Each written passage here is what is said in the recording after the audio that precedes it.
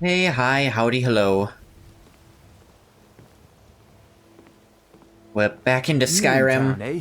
Here for the fishing, I guess. Can't imagine what made you think that. Couldn't be the Argonian face. So, actually did a little bit of, you know, tiny amount of research off screen since last time. Turns out, I am currently, at this very moment, over Skyrim's armor cap. With just this. 600 is beyond the armor cap. Which kind of means there's no point in me using the more expensive, flesh spells. Using the basic one for all the bonuses I have for having a flesh spell active at all is more than enough.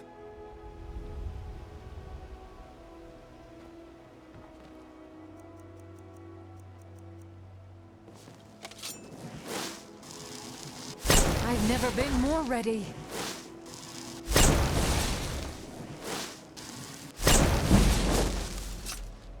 Training illusions still.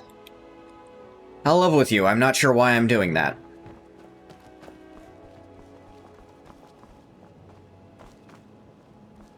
I'm right behind you. Time to part ways, I think? I'll head back home if you need me. Where exactly is home for her is the question. Need something? Yes?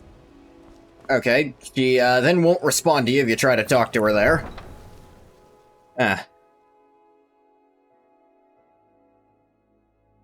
Probably back at her tower thing?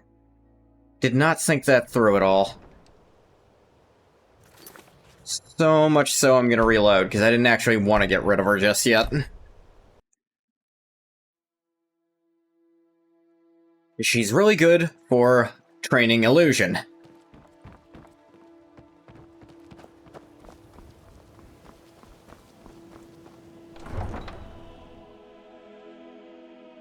Speaking of training... though I didn't get the Creation Club thing to make it... to expand it and make it actually kinda good. Simply because, like... I don't want to spend any kind of, or amount of money. We go do the Bard's College stuff. Divines bless you. May the ground you walk quake as you pass. Kinda already does. Unrelated reason, though. I've got a little work if you're interested, traveler. A coin or two for a veteran? It's not much to ask. Oh, there she is. I was like, where the hell did Ilya go?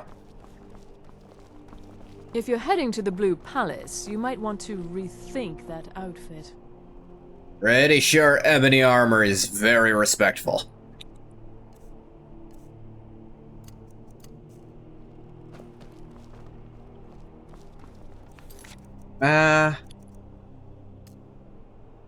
We'll still keep track of that eventually, but...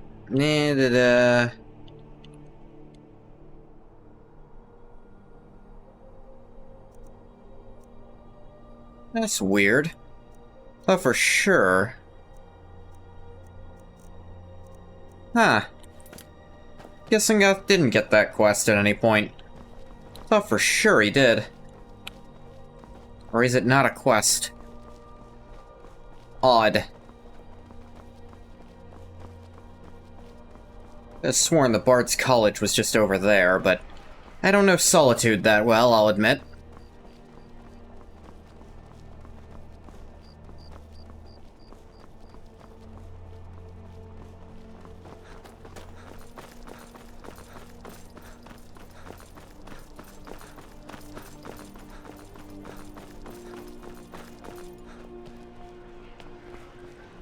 Where the thing happens, but is this the building? Bard's College, sure enough.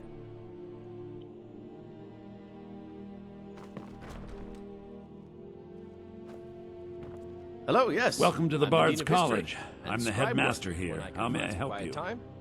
I don't know who this other guy is talking to me. I did not say a single thing to him. I want to apply. I want to know how to talk good. Always a pleasure to meet a prospective bard. Sure, we can call me that. You should be aware that many apply, but we accept very few people. When possible, we ask applicants to perform tasks the college needs completed. In this case, I do have a task befitting an aspiring bard. Yeah? What do you need? Elisif has forbidden the burning of King Olaf, a festival put on by the Bard's College. We need to change her mind. I mean, I could try to convince talk to her, I but... want to read King Olaf's verse, a part of the poetic Edda, the living history of Skyrim. Edda. Interesting phrasing there. The verse was lost Same as the long sort ago. of poetic, That's the same name as what Beowulf is. A poetic Edda. And what part of this involves me? Yes, according to Giraud, our history's keeper, the Giraud? portion of the Edda dealing with King Olaf might still exist in Dead Man's Respite. I need you to retrieve the poem.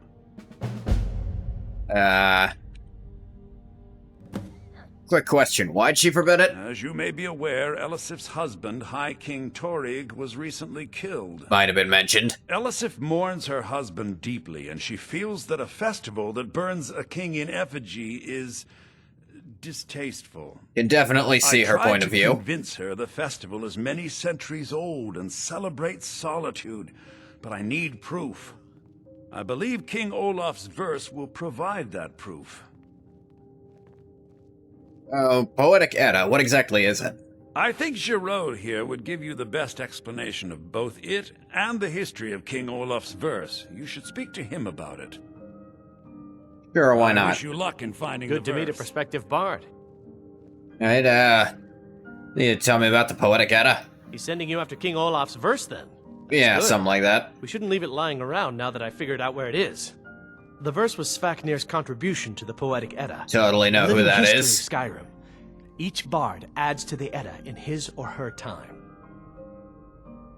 So his verse is the lost part of the Edda. And a very ancient one. The verse criticized the reigning King Olaf. He was so incensed the bard was put to death and all the copies burned. At least, that's what we thought until I translated some ancient texts a year or so ago. We now believe King Olaf buried the truth with the bard. If I'm right, Svafnir and King Olaf's verse lie in Dead Men's Respite, along with the burial chamber of King Olaf himself. Wait, he buried the bard with himself? The Careful. fuck did he do You that might for? find more than just King Olaf's verse in Dead Man's Respite.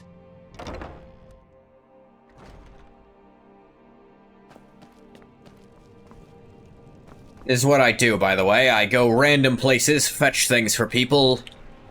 Usually we kill a bunch of things in the process. Tendrils of thought may wind their way through this realm, but those tendrils bind our reality together.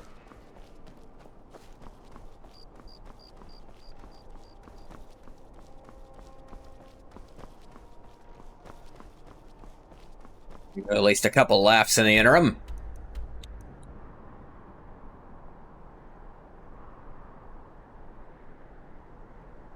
It's over here, actually pretty close to Morthal.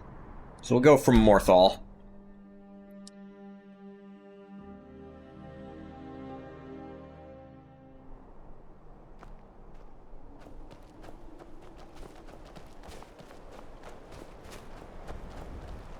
Yeah, anyone who's played this game and... The people here work so hard, and they never allow themselves a moment of fun. It's such a pity. You are very It won't short last for some forever, reason. Maybe everyone's that short.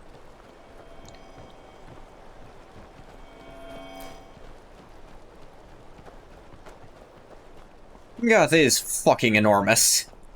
I forget sometimes how tall he actually is. Got to keep my eyes open. Like, Damn I guess he's dragons on swoop par down with any most time. humans, but... I guess it's more that I forget how short they make women in this game compared to the men. I don't know. Maybe that's accurate. I've never felt tall. I wonder why. Couldn't be because I'm sitting down a lot of the time. and other people aren't, that couldn't be related. Alright, do still have fire breath on. I've never been more ready.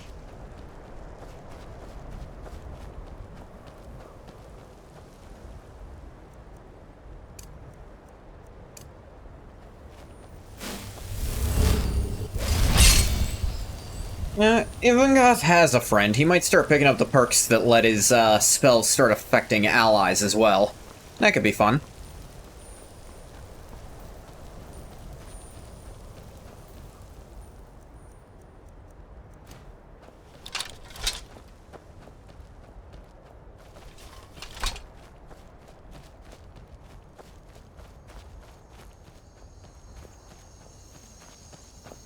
Really never worked with people before. Or, I suppose that's inaccurate.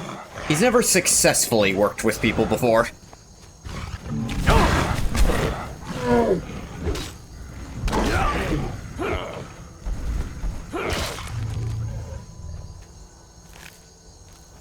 Wow, that regen's fast.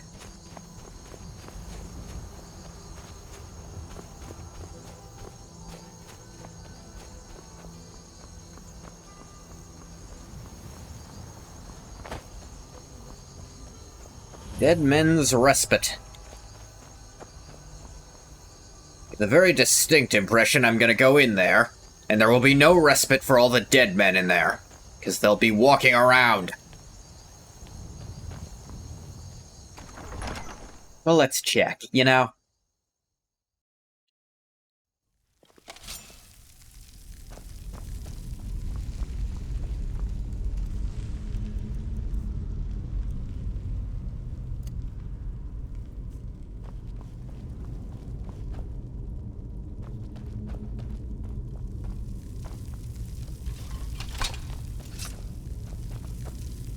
Ghost.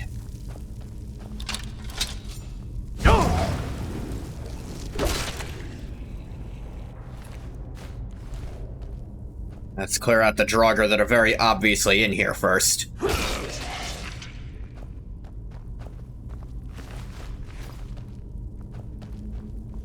the way, another thing I looked for was, you know, the muffle effect.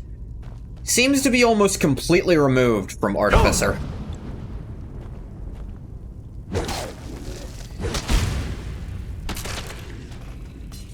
Seems, Simon just didn't like it for some reason.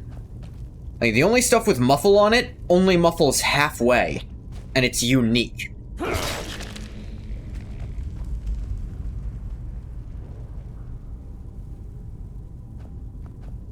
Like, it's just the Dark Brotherhood gear, as far as I've been able to tell.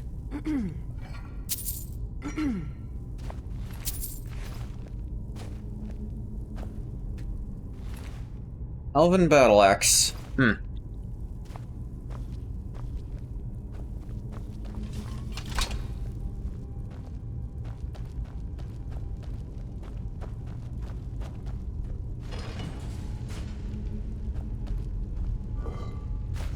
Sure, if I hadn't killed them all, that'd be the part where they assault me at the same time.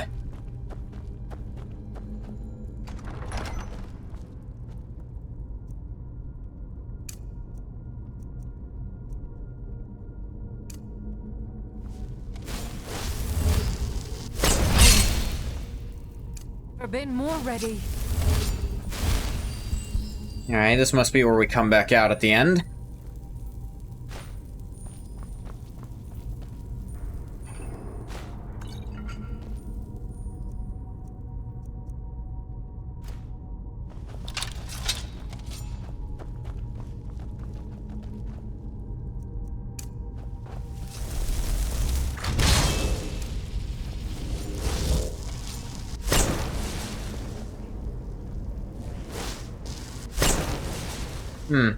Don't think it's working on her. Worth checking, though. Ow.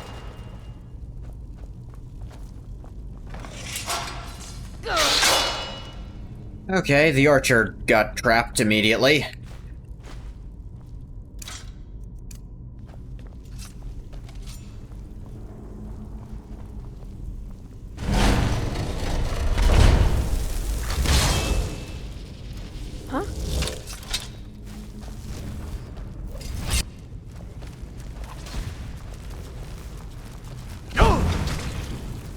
Yeah. Elia, what are you aiming at?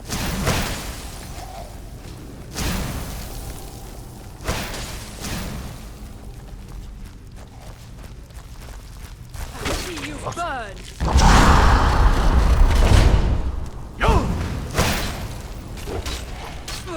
Now you'll pay!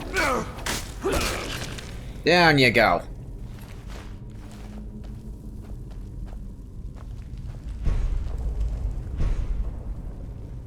Come on.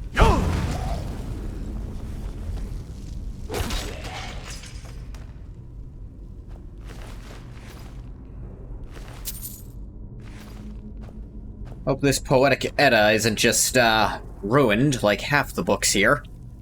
Actually, half was very generous. All of the books here.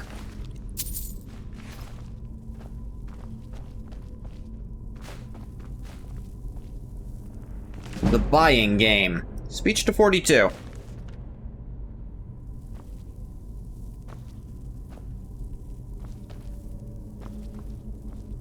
Offer less than you're willing to give.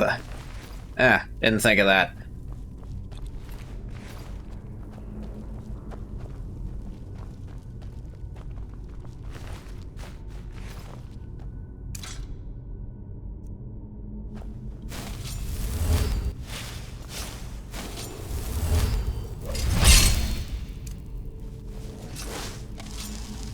I've never been more ready.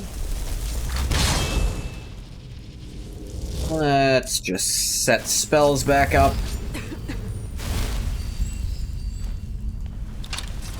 Or she instantly ran right into the flames like an idiot. That's the best you can do!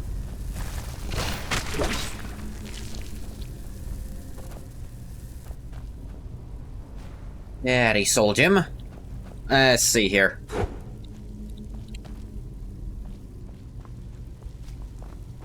That's probably not safe. At a guess of what that, thing does. Not safe.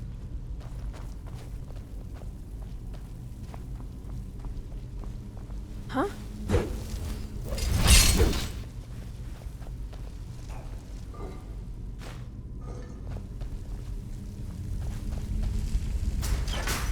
Huh? Well. Exactly see another option.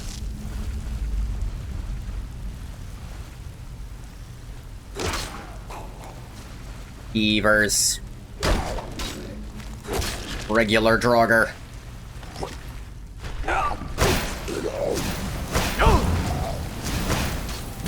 Her using ice magic does make her not great against the undead here.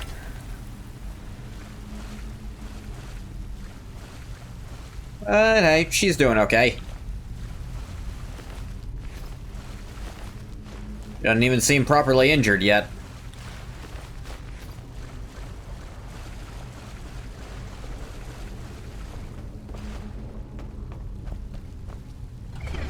You know, it's not that easy for your allies to die in this game.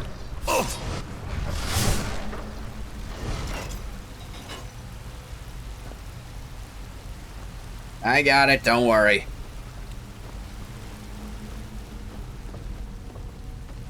They're not all marked essential. I think there's just a handful of essential companions. They're not too easy to kill.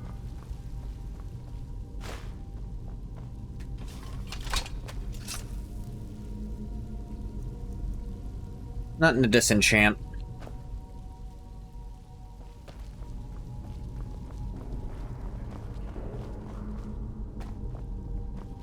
Magical barrier.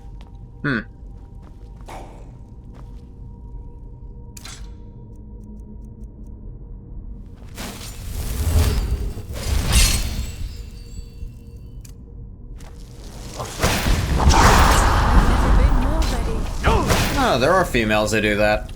There's not different lines, but they are here.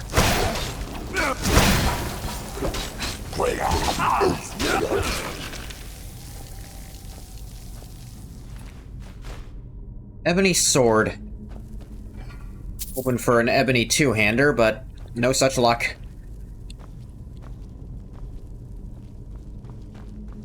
Honestly, might put on an ebony mace at this point.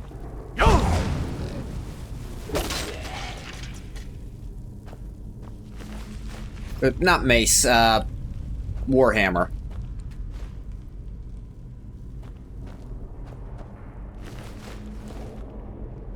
That one died by something unrelated.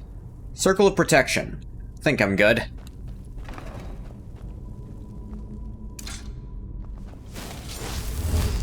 I've never been more ready. So you say.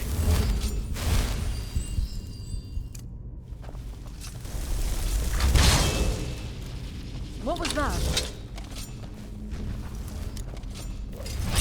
Expert level door. Ah, ghost going down there.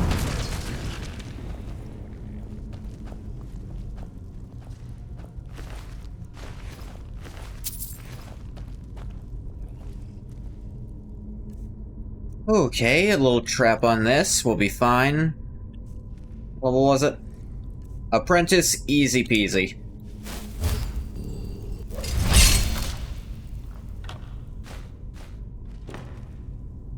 Okay, there was almost nothing inside, but Is someone there? didn't make it not easy.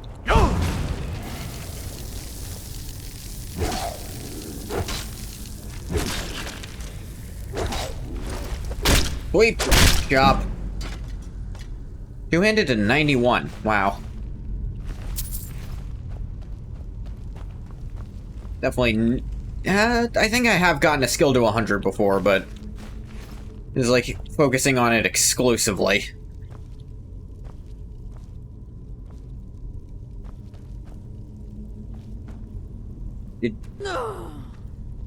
Yeah, she got trapped outside somehow. There you go. Good, Ilya. Spiral staircase.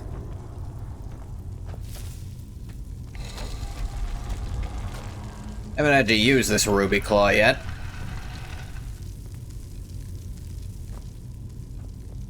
Greaves of Ingol. King Olaf's verse. O Olaf, our subjugator, the one-eyed betrayer, death-dealing demon and dragon-killing king. Your legend is lies, lurid and false. Your cunning capture of Numenex, a con for the ages. Yeah, a lot of this is fucked up. Olaf grabbed power, by promise and threat. From Falkreath to Winterhold they fell to their knees, but Solitude stood strong, Skyrim's truest protectors. Olaf's vengeance was instant, inspired and wicked. Shit. Smudge. So ends the story of Olaf the Liar. Thief and a scoundrel, we have Solitude commit to the fire. Solitude bards train for their service. They also gather each year and burn a king who deserves it. How strange that some sections are perfectly legible, yet others are completely obscured. Yeah, it's also weird that it's all apparently written in, like, the modern dialect.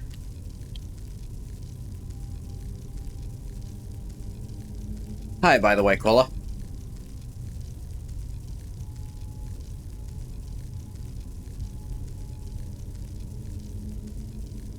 I know I picked up those boots. Oh, Greaves of Ingol. They're... actually as good as ebony. Dang. 50 extra stamina. Should mention, Ngoth actually is at base Skyrim's armor cap already. So, even just this much is enough for him to take near the minimum physical damage. Like, straight up damage resistance is the only way he can reduce physical damage anymore. So outside of this, I think his next goal is upping magic resistance, which have an alteration perk that's helping with that some already. Chess games are super vague about languages. Yeah, to be fair, it's... well, in Daggerfall, everyone spoke different languages. I don't even know what language we speak in these games. Yeah, is it, like, Cyrodiilic. But Cyrodiil also seems to have another language to it. We speaking the prominent regional language? Yeah, is this Nordic that we're currently saying? But that doesn't sound right, because the Greybeards speak in... There also seem to be words that are Nordic that then have to be translated, like, well, actually, Ysmir might be Draconic, to be fair, because the Greybeards speak it. I've never been more ready.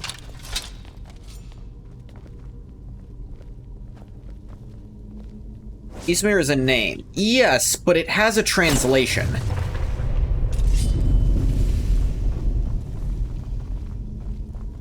Okay, help from a ghost. This is new, I'll admit.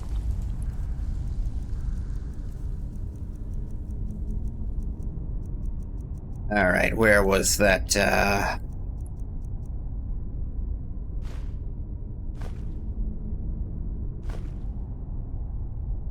hard to see it.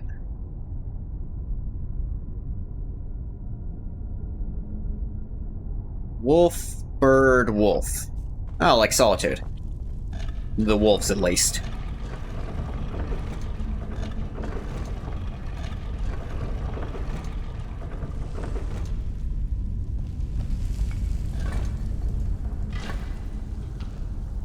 Dragon of the North is a title, I think, not a translation of Ysmir.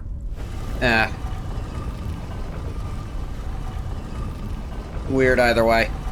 Ysmir, the Dragon of the North, who always appears as a great bearded king, had powers innumerable and echoing.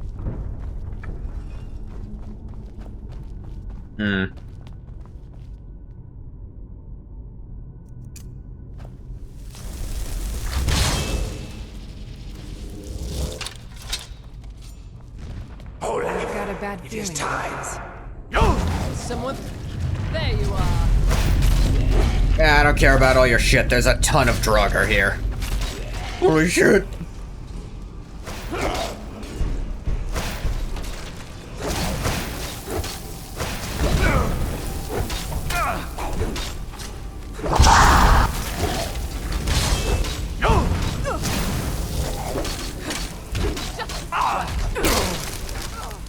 I'll kill you if I have to. It's nothing. I'll see you burn.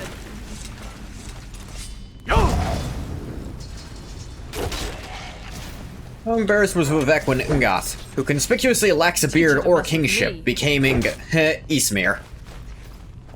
Yeah. Literally incapable of having a beard. My vengeance is...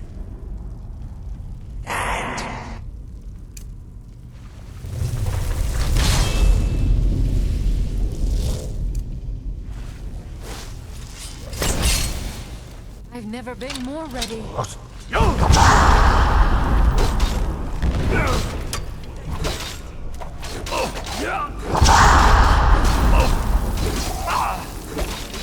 You think Vivek is still conscious in some regard at this point. Elia, where did you get a bow? What? Since when have you used a bow? Insolent bird! Die!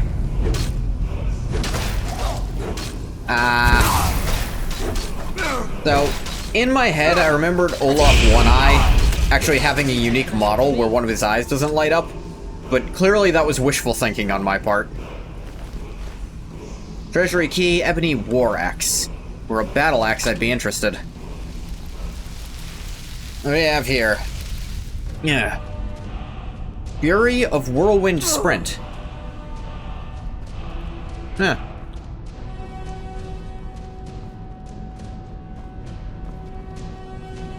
I feel like extra things to Whirlwind Sprint aren't worth getting at any point. It's possible. Wouldn't even necessarily need magic to do it. Elves can live that long.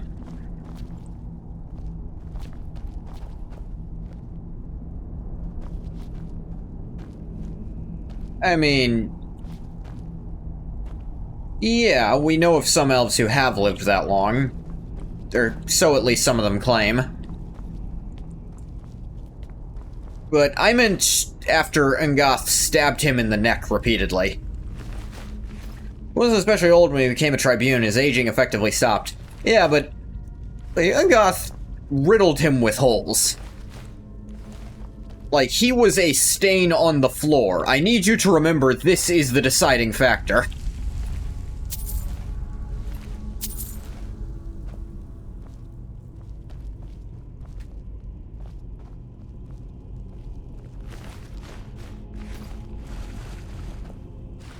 I just walked it off.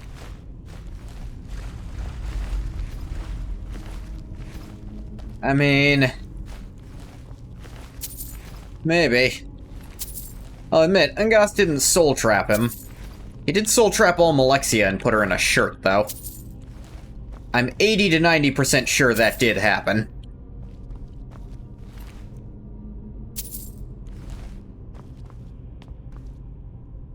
How did an ancient Draugr have an amulet to Stendar? If the Draugr here are worshippers of the dragons. Or rather, were. I suppose you could worship two things, but I feel like the dragons didn't like that idea that much.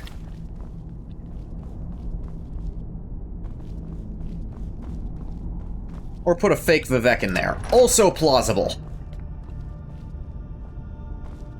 Oh, an iron battle axe. This way he was such a loser wimp. Just some random temple acolyte he grabbed and painted half of him yellow. And he wasn't that much of a loser wimp. Ungoth did have to try. Tell you what, if you're gonna have a bow... What do you want me to carry? It's not a matter of that. If you're gonna have a bow anyway, at least have a good one. You lead, I'll follow.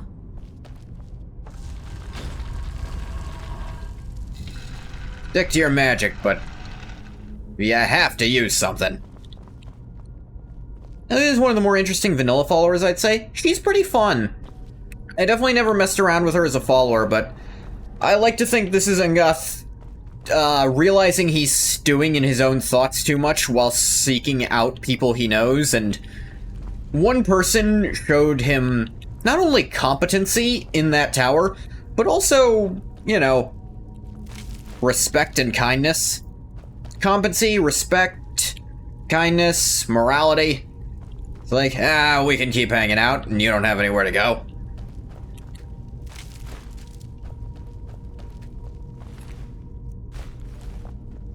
He's already at least... the best is obviously Eric the Slayer, the goat. Damn it, I don't know who that is off the top of my head. I feel like a fake fan for it.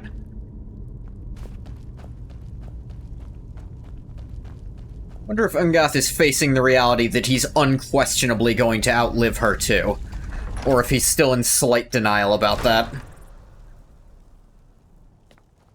Like, realistically, he should probably stick to elves with their elven lifespans, who could feasibly be good friends for him for a while. Is that one of the old ruins? The one we just walked out of, yeah.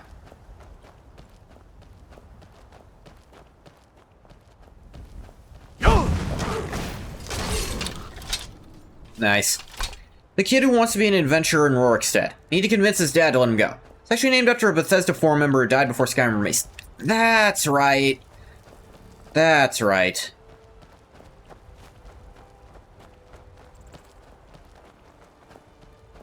Back when Bethesda really was in tune with the fan community. Yeah.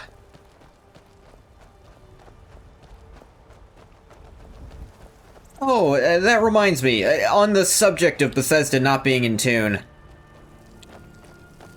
Fuck is happening here? I grant you a new life.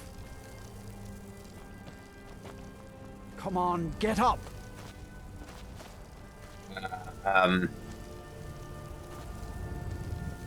This should work. I've done it before. The staff is useless. I'm useless. The whole world is useless. What the hell are you talking about? Oh, hello there. I did notice you come up. I was focusing my magicka. Or at least I thought. Not very well. I don't really know what I'm doing. It's a staff you have there. I used to think so too. See, my grandfather was a wizard. My father wouldn't talk about it much. But I found some of his things in the attic, including this staff. After that, I thought I was turning into a wizard too, because dead things near me would come to life again for a while. I even went to the College of Winterhold. They just laughed at me. The magic is in the staff, not in me, they said.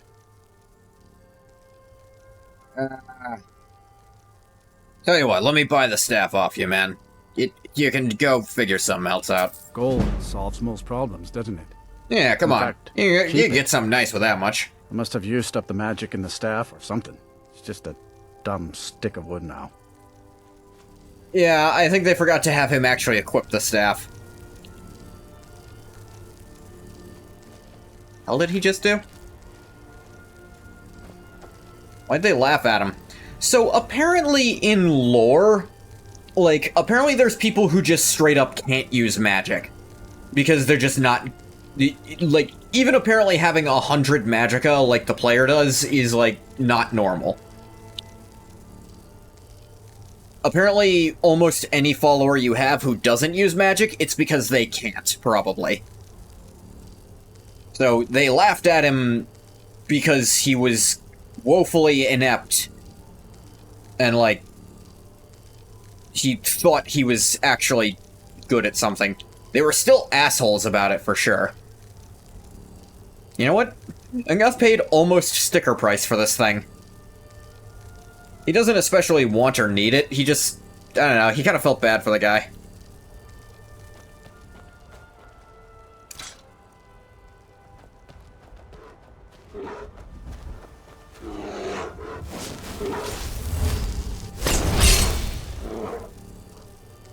Never been more ready. Appears to be fully charged. Yeah, I think they messed up a bit. I think, like, there's a weird thing in the code where it's supposed to give you an uncharged one, but by default, any you find are automatically charged.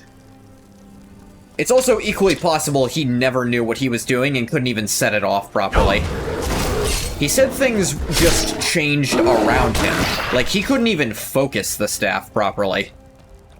Think about the absolute dumpster fire that was Fallout Day? You know what? That's actually not what I was going to bring up, but we can talk about that anyway. I was going to mention that I actually watched a playthrough of, Starfield for the first time. Wow, it's dumb.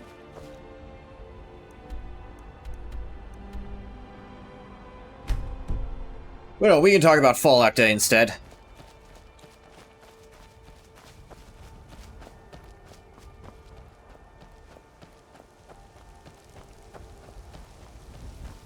There's potential, yeah. Oh man, on a very similar subject, actually. That should have dropped today. The Outer Worlds 2 dropped today. I haven't played it or seen anything, just because I was so disappointed in the first Outer Worlds. That's also in that same area, but yeah. You play it, you'll see how the gameplay mechanics could fit and be fun. If there was a game to play there. Yeah, like, the thing about, like, having oxygen as a resource was kind of interesting. I did like how there were, like, starting traits you could pick up that were permanent, that harkened a bit back to... things that were permanent that weren't just straight upgrades, except for just one. Like, it was more Fallout on that sense, I guess. Your hands only. Yeah. Let's see here. A letter. Not sure who from. He wouldn't say, just that he was a friend of yours. Oh, another one of these. Looks like that's it. Got to go. Ilya, you should know this. There's some weirdo who keeps following me places.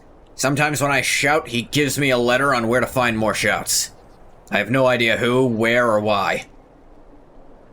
If you ever catch the guy, just, I don't know, leave him alone. He just kind of sends me letters. I don't think it's worth getting mad over. Well, just thinking about how there are no NPC schedules, something they figured out in Oblivion which made the world so much more alive. Something which is universally praised one of the best things about Bethesda games. Yeah, the world being alive.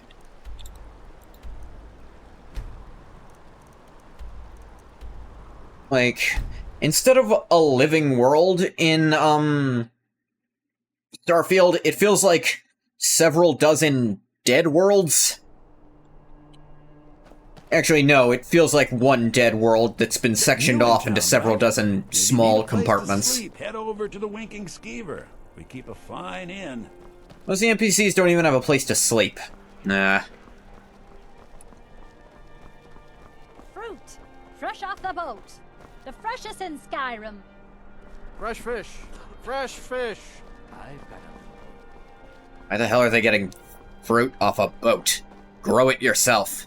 Oh, wait. Most fruits probably don't grow in Skyrim, do they? Fresh fish. Straight from the fjord. Need something? Not especially, just weirded out by your choice of headwear. It was weird, right, Ilya? Hey, wanna play tag? Not right now, kid.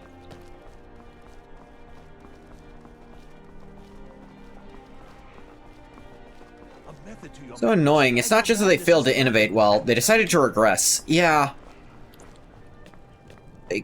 Genuinely, it's... Okay, I think there are some ways they could regress and be better, like, I don't know. There's definitely things in Fallout 4 I wish they'd regress on. How do they do that? If it was just Skyrim in space, it would have at least been pretty good. Yeah, here's the thing. You've been able to sell me Skyrim, like... There's people who've bought Skyrim, like, 6 times with all the releases. If you sold them just sci-fi Skyrim, and it just played like Skyrim, but more sci-fi, maybe you want to use ranged more. Like, whatever. It would have been good. Great, even. Like, I think even the perk tree is really basic and lame. Which, going to Outer Worlds, I think... Outer Worlds has an even lamer perk tree, because, like, none of them do a damned thing. None of them feel impactful other than increase your max health, which there's no reason not to get that one, because it's the only one that fucking does anything. Fallout 4 followers are leagues better than Starfield followers. How'd they fuck that up? Yeah. Like I was saying, there's certain things I think they should regress back on from Fallout 4 to 3 era. Not a lot, I'll say. What happened during the Red Year? I will say 3's narrative is... Morrowind suffered a massive explosion? Vardenfell's Red Mountain erupts. Try to be precise, Jorn. Remember, being a bard isn't just about the music. Oh yeah, the Hiss told me that was gonna happen. How many people died during that? Probably not a good number. I'm Dean of Loot at the Bard's College, and no, I don't give private lessons. Are you called Six Fingers? It takes 2 things to be a good teacher. The first is patience. The second is a firm wooden stick for rapping knuckles. Fallout 4 had iconic characters like the Clockwork Dick, the nurse bot that wants to be human. Only reason I'm Hell, so good I'd say the Mr. Handy you meet in you knew before the war. He's fun too. Piper, the news reporter. Starfield has middle-aged white woman who hates when you commit crimes. Cowboy who hates when you commit crimes. Russian who hates when you commit crimes. Ah, you've returned. How goes the task I gave you? On the verse. You want to look at me? I didn't think it would actually be there. Now, let's take a look at this. It's a little... Oh no, this won't do at all. Yeah, look, all the other books I found there were in fucking tatters. It's aged to the point that parts are unreadable. And the parts that are readable, well, bardic verse has come a long way since ancient times. I'll give you. So, taking it, we can't just show it off as is. It means I can't read it to the court. Without the verse, I won't be able to convince Elisif of the importance of the burning of King Olaf festival. If she isn't convinced of the festival's importance, then she won't reverse her decision to stop the effigy burning. It means that the burning of King Olaf, which the Bard's College has held for time immemorial, won't be happening. Olaf! Oh, by the way, I killed King Olaf. He was a Draugr. Guess that means he had to have been a... dragon worshipper. Hang on, I have an idea. What if we fill in what we've been able to figure out? Make it up? That doesn't seem appropriate. We're a little desperate here, buddy. I suppose I could copy his style based on what you brought me, but I have no idea what happened in between these verses. They piss on us some more with Fallout Day, or they tease us about New Vegas. Like, wow, it's New Vegas. We know you like New Vegas. We got Josh Sawyer to say hi, you guys. Like, New Vegas, right? Also, we can say the exact same game as always. Some patches and a statue, and now it's $160. Yeah. Alright, what's the... read the first verse to me again. Oh, Olaf, our subjugator, the one-eyed betrayer, death-dealing demon and dragon-killing king. Were rhymes a suggestion back then, or...? Lurid and false.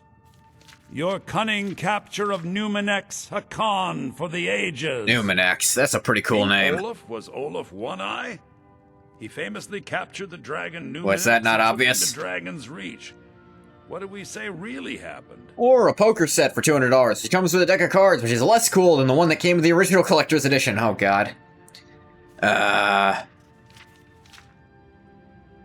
me think. Found him asleep? That's bullshit. He made some kind of deal with him. Olaf did become king, and Numenex escaped later. It's entirely possible. Plus, Olaf was a fucking grogger. That means he was a dragon worshipper, right? Alright, what's the next part we know? Olaf grabbed power by promise and threat. From Falkreath to Winterhold, they fell to their knees. But Solitude stood strong, Skyrim's truest protectors. Olaf's vengeance was instant, inspired, and wicked. Strange. According to history, Solitude attacked Winterhold, but Asgeir seemed to be saying Olaf reacted.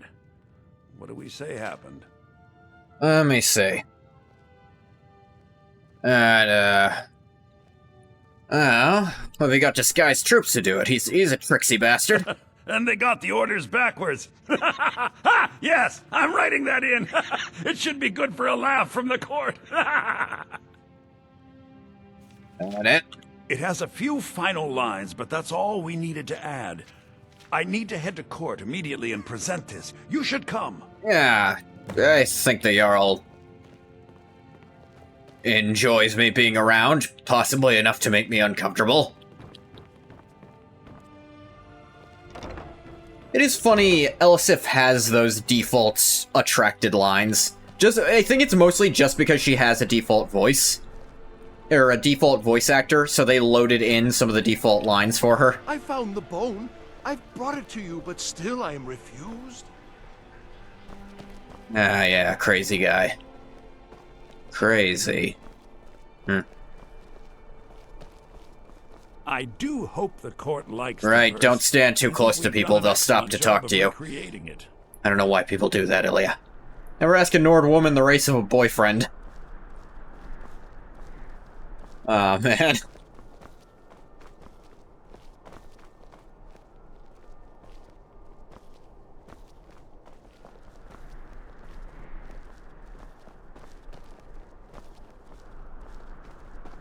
I think you could improve that by saying never ask a Stormcloak woman.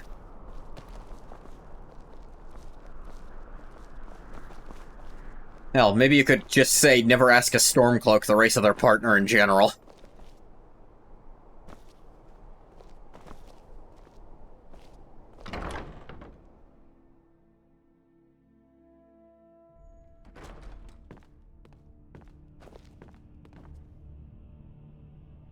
Yeah, Fallout Day, I looked at some of the images. Some of them looked almost like AI, but I can't be sure. Yeah, maybe they were scrubbed, or they're AI-based. Like, it is hard to tell. I do hope the court likes the verse. I think we've done an excellent job of recreating it. We ready? I think my voice is ready. I hope we've done this well. Same before the S2 images just felt like AI to you. They have that feeling, but they don't... It doesn't quite look it. it's possible that there was an AI base, and then they actually had, like, real artists touch it up afterwards. Main characters felt like they were composited onto an AI image. Yeah, it's possible that, like, the background might have been AI, or something. Like, it felt off. Like, disconnected in weird ways. Ah, Viarmo. I assume you are here to petition for the reinstatement of the burning of King Olaf festival. I am, Jarl. I wish to present King Olaf's verse from the Poetic Edda. Recovered give you a little space, didn't know that was your spot. Tomb. You mentioned something that would convince us the festival should take place, but I didn't expect King Olaf's lost verse. Please proceed. Oh, Olaf, our subjugator. It's just me, or is Elisif staring directly at me over his shoulder?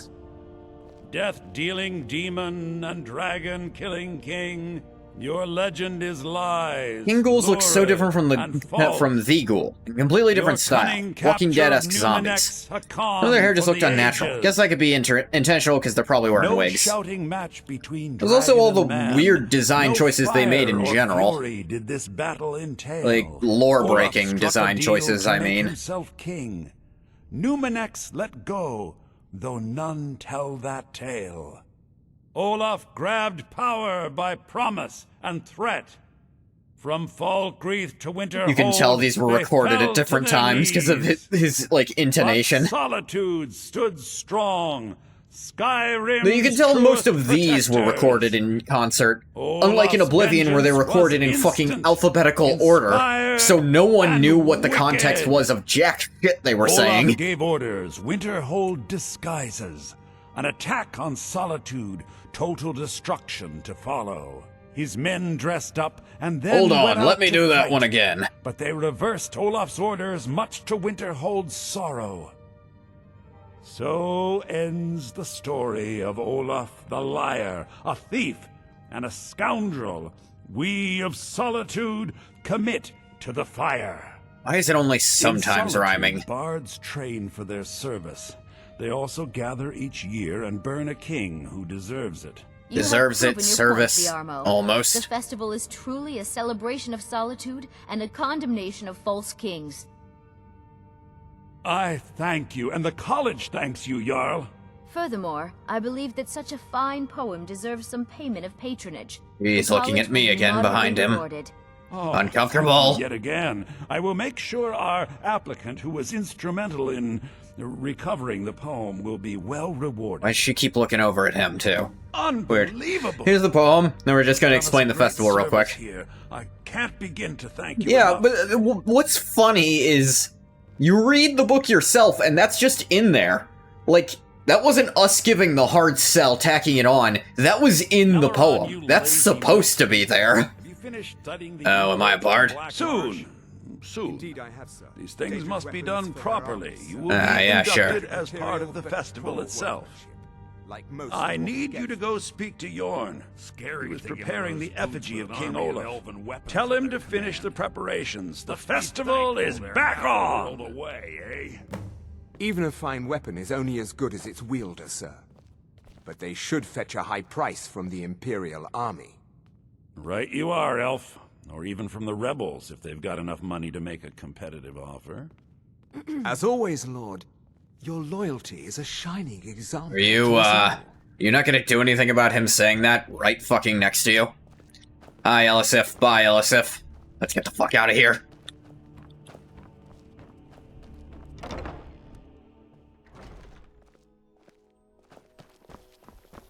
We should have the festival soon. Yeah, so sure. exciting when new folk come into town. I bet you've had plenty of adventures. Are you my gallant hero? Oh no, another one! Way to a life of adventure. Ilya, fucking book it!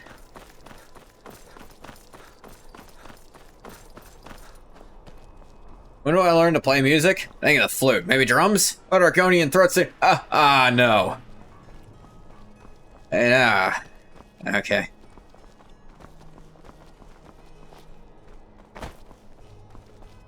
Hey, Yorn. Ah, the bard to be.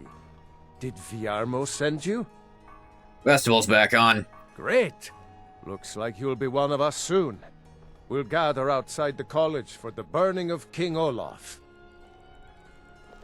Works for me.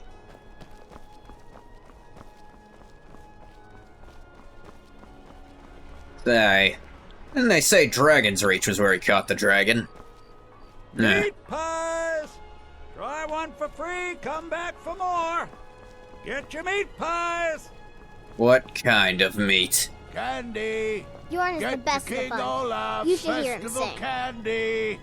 You might as well have some sweets. I made them for the festival, after all. Yorn is the best of the bunch. You should hear him sing.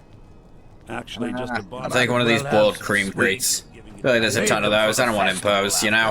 Sure, Sorex. Just like you did the last one. The last one was a warm-up.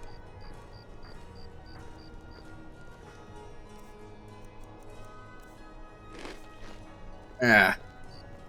Spiced wine here. First cup is paid for by the college. There's the man himself. Thank you so much. The festival has really increased my sales. No way, one for free? Just one bottle per customer. Except for the man who saved the festival. Here's a couple of bottles for you. Oh, hey. That too. I've got your back. What do you want me to carry? Yeah, you were there too. You take one. Let's get going then. Meat pies! Try one for free, candy. Come back for more! Get your King Who the hell keeps saying that? Candy! Come on, light the fire. There's the man himself. This is a pretty small occasion. Like, this is another highlight of, wow, I feel like the writers really wanted the Bard's College to be a cool and involved quest line, and then, for one reason or another, they completely ran out of time to do literally anything with it. They're like, yeah, a quest and a half. People of Solitude! We of the Bard's College are pleased to be here to celebrate the burning of King Olaf. The festival would not have been possible without the dedication and hard work of our latest applicant. Hey, how's it going? With the lighting of the effigy, he becomes a full-fledged member of the Bard's College. Please Polite clapping. welcome our newest Bard. Wow, I sure do feel fucking welcome. Worst effigy ever? It's not great. Though I do appreciate them using a bucket for the crown. Oh, I'm a bard. Yes, congratulations. You are now a full-fledged member of the Bard's College. Due to your adventurous nature, several of the college professors have some things they wish you to do. Oh, yeah? What's more, Elisif has declared the burning of King Olaf should become a weekly event. And finally, there's the matter of the patronage that Elisif wanted me to give you. 1,000 gold and a... Oh, dear lord. What is it? I was told to also hand you this letter. I wasn't allowed to open it. You don't need to know what the fuck was in this. We're not going back into the Blue Palace, Ilya. We're not going back.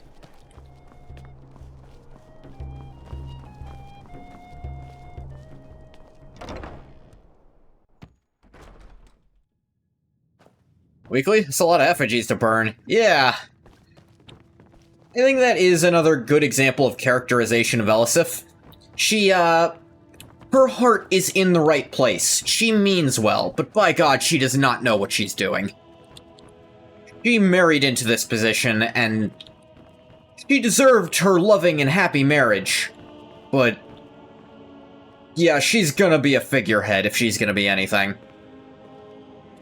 Like, she goes too far on what she believes in. And as a person, as an individual, you can't help but appreciate her for it. But I feel like someone else, it is a good thing she has a lot of advisors who can hold her back.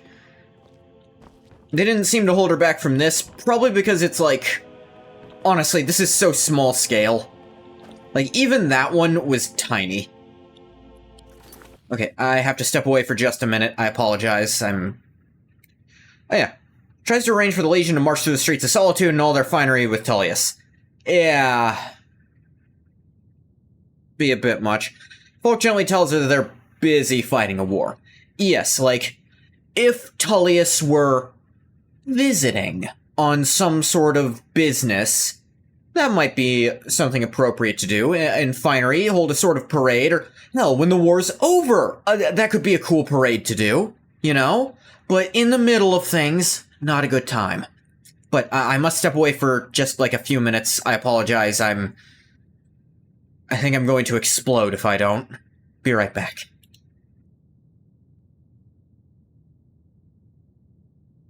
And I'm back. Sorry about that. Alright. Ooh.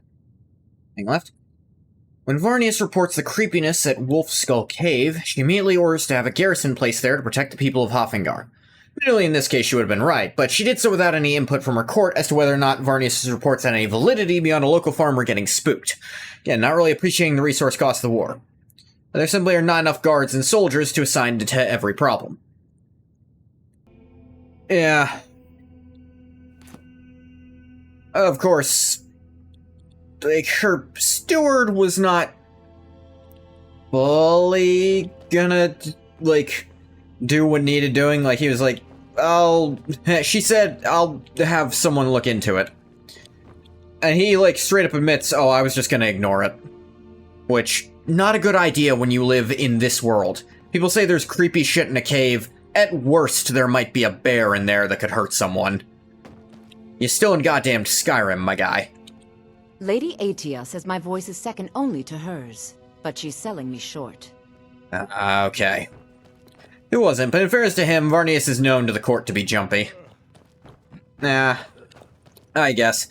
But still, just getting some random adventurer, you don't have to get a guard or a soldier proper. Get some random adventurer coming through, which, granted, he does do when one offers. He's like, are worthy of them. Okay, you can stop talking to me now. I should wait for daytime when people might give me stuff to do, I mean. Ilya, one more thing you should learn about me. They're fighting a war, and I have many excess bodies to throw at things. One thing you should know about me, Ilya. I will stare dead-eyed for 8 hours straight sometimes. You don't sleep? No, I don't. Why? I'll get back to you on that. I only can't afford to weaken the garrison in the city. Solitude is a very appealing target. These songs to excite the crowd, draw them in, and they will love you for it. Now they're having lessons. It makes me sad whenever I think about it. What does? Oh, sorry. My mind wanders sometimes. I was just thinking about Finn's loot. Over a year ago, thieves broke into the college and made off with a lot of valuable things, mostly gold and silver. But they also Why the fuck did you have Finn's silver loot. here? We just I guess the learned where candlesticks? bandits fled to, and I very much want that loot back. Why is his loot different from the other loot they stole? No, loot, L-U-T-E, not L-O-O-T. Oh. Finn was the bard who invented the 8-course loot that is commonplace today. Until he found a way to string the extra courses, bards only had 6-course loots. The loot they stole is Finn's original 8-course loot. I doubt they even realize its true value. That distraction's over. Sure, I'll go take a look. Not doing anything better. You and me, we're the only people around who aren't complete fools. I'll take it. By the way, you know anything about dragons? Not much, to be honest. Their return was a shock to us all. Gerard Germain has some tomes about them in the library, if you're interested. I might take a look later. May song speed you along.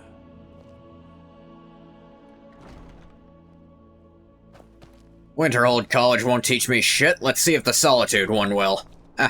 Youngest bard at the Bard's College, at your service. I mean, yeah, you're way younger than me, for sure. May the gods watch over your battles, friend. Hey. You seem pretty proud of being a bard. And why wouldn't I be? How do I recognize it? Looking different than normal flute? No, so great is our respect, we make every single lute in Skyrim look exactly the same. How the fuck can you tell? Makes history. The person who writes it.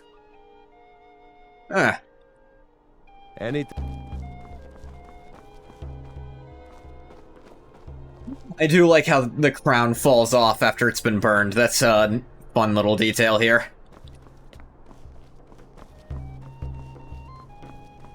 How you doing, Sorix? You know, the Winking Skeever's not just the best inn in Solitude. It's also the only inn in Solitude. I was done talking anyway. I thought it was funny. I just got shit to do. What a dick. Alright, where the fuck is this thing? Jeez. Closer to Windhelm.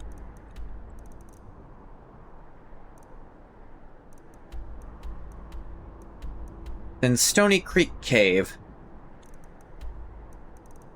Riften or Windhelm? Yeah, let's go from the Riften stables.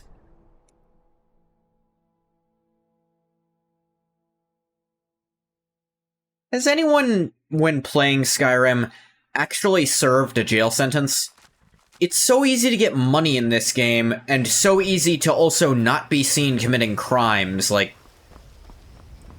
I hesitate to imagine it.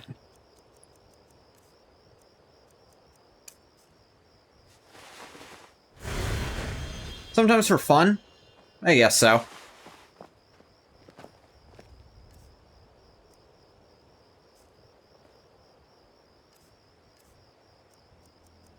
Learned so many shouts, just mostly not the ones I really want.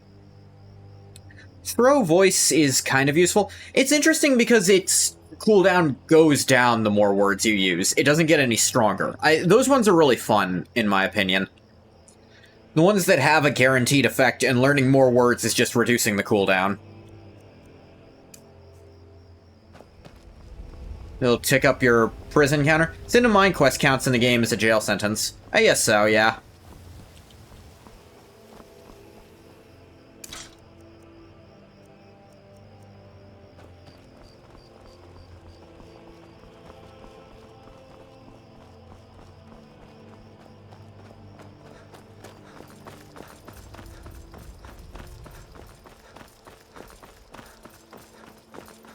I feel like outside of that scripted one, there's really...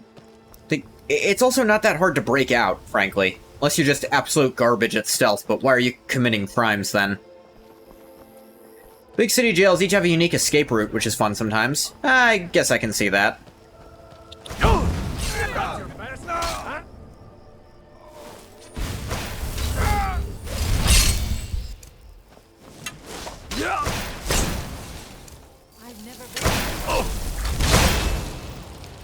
Is someone there? Now you'll pay. True Nords never back down.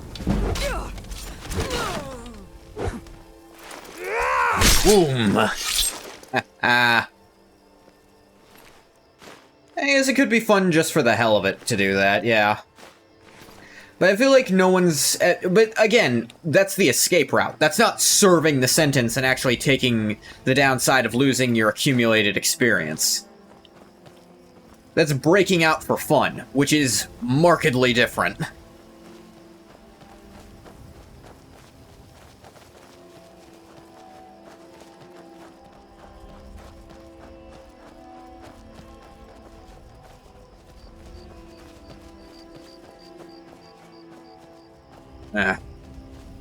I do it for the RP of it, I guess. Yeah. You want to have your character do something terrible and then surrender regretting it? Some shitty poor wannabe thief? That too.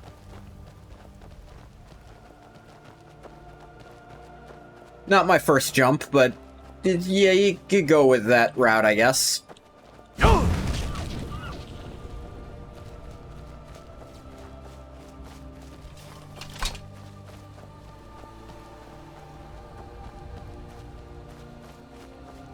Just one of those mechanics in Skyrim that I've never messed around with, and never really talked to anyone who messed with it too much either.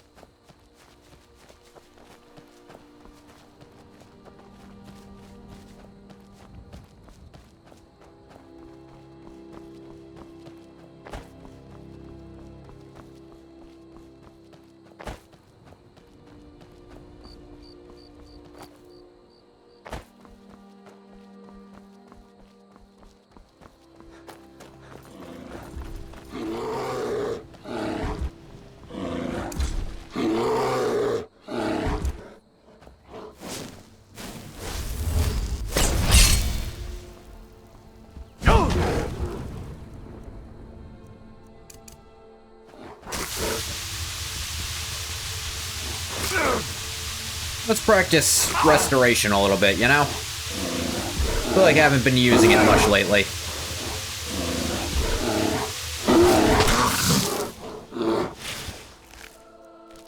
Practice is also a strong word for how little experience you get for a novice level spray spell.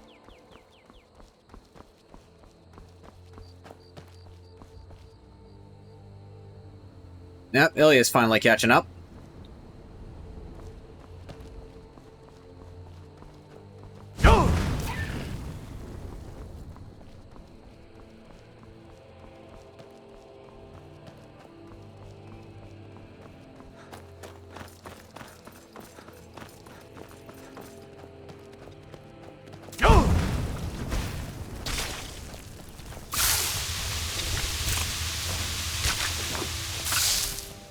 No, I've been poisoned. That's no longer a death sentence.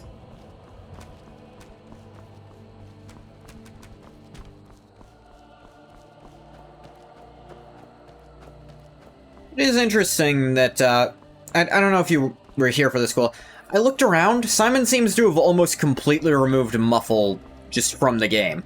There's like 2 items that give a 50% Muffle effect, and they're both unique.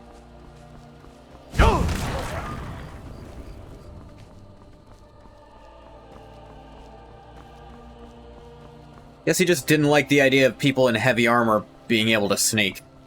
A very powerful effect. Yeah, I guess so.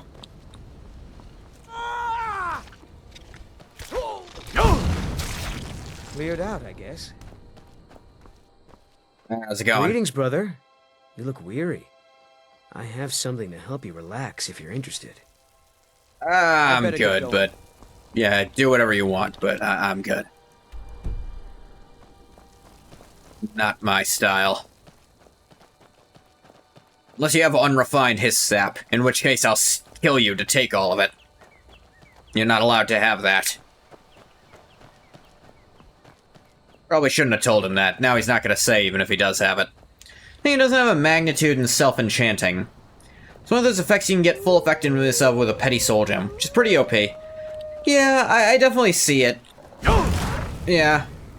But it's just that what it's on... I don't know, taking it off the ebony mail was a bit lame for me. While this poison effect is very, very useful for the build I'm using, because it is a werewolf build, still a bit of a problem, you know? He does have sleeping tree sap? Huh.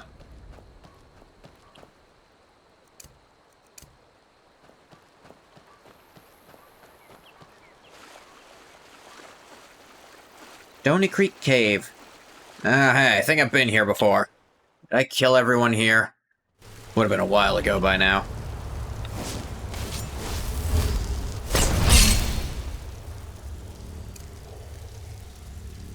Been more ready.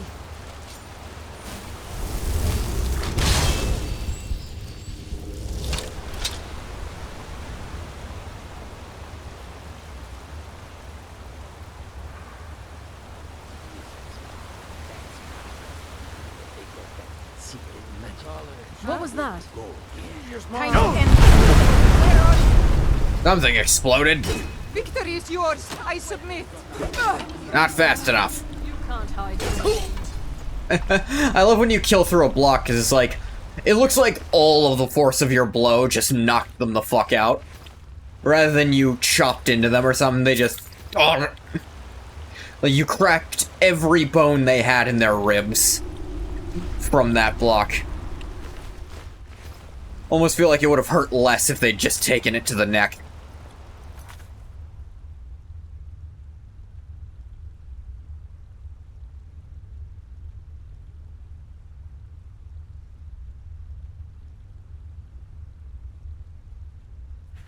The underused gas trap. Ah.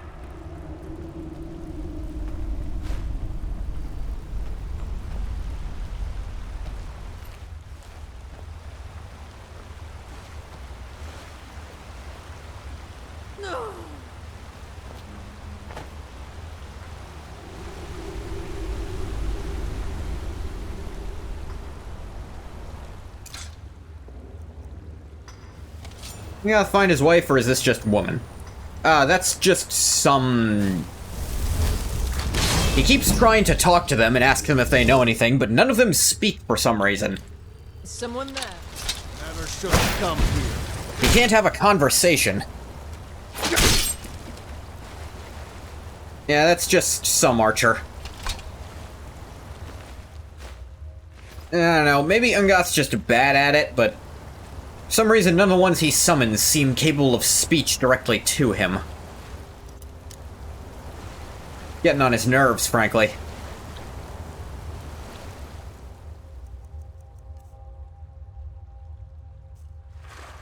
Difficulty was it? Apprentice. Totally deal with that. We gotta speak their language, and for some reason he can't relearn the skill. No, he still very clearly hears them talk. It's almost like they don't want to talk to him for some reason. It's like the skill doesn't exist anymore. That might be related. But no, they're just like not responding when he tries to ask them questions about it. And they keep not looking at him when it happens, too.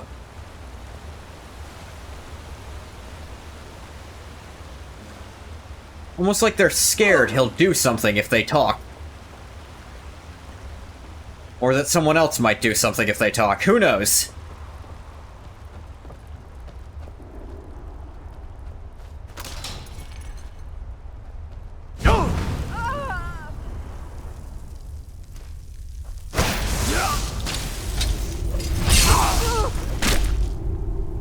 Hey, hi, hello, die. Did not go in here last time. Oh my gosh! Alright, don't need the effect anymore.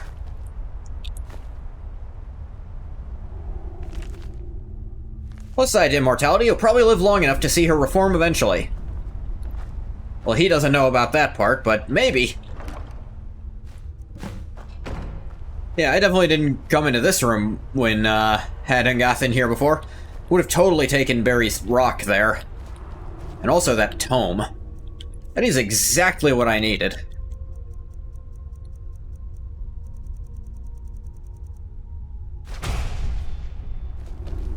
Although...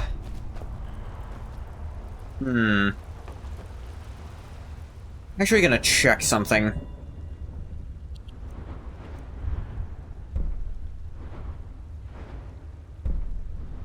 Frenzy, Fear, Command... Last longer. Spells are stronger, work on undead. Courage lasts triple. Lasts an additional hit. Spelling magical effects on the target. Do not like that. I do not like that. Simon has accidentally removed my favorite build from the game. Which was the, stealthy destruction user. Because with enough illusion points, you could make it so your spells were silent, and then you could cast them and just blow people up from stealth, which was really cool. But, yeah, silent casting seems to be gone. Just moved it to the stealth tree. Oh, really? That actually does make way more sense. Yeah, sure enough, silent casting. Spells are silent to others. You don't even need that much. Okay, no, this is way better. Yeah, no, it makes way more sense, because it's like... I kind of get what they were going for, putting it in illusion, because they intend you to use it with illusion, to, like... Yeah, set a bunch of people off from stealth. So I get it, but the problem is, with it being so high in the illusion tree, kind of made it impossible to use. Genuinely, the only way I got use out of it was by, Legion's always looking for strong, exploiting the gloves for that one, it was actually the illusion teacher who gives you that quest, so it's kind of funny. You know what I'm talking about? When you have to clean out the receptacles for the college, if you do that, because the enchantment is, coded wrong, it actually makes all your spells cost 0 for, like, 8 hours. So you could very, very easily grind up a magic skill during that.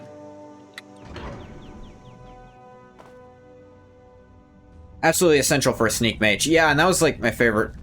I love doing that. Fuck is this? Amelia. Dwemer ruins. I don't have anything to do here. Remember that exploit? It's a fun one. Because it is essentially just an experience exploit, because it doesn't last long enough, and you can only use it the one time per, like, entire save file. Mizulft. Roll a heavy armored illusion sneak mage. That sounds neat. Look over there. That's a dwarven ruin. You know what? You're trying. Therium Wars. Oh yeah, this. I knew about this place.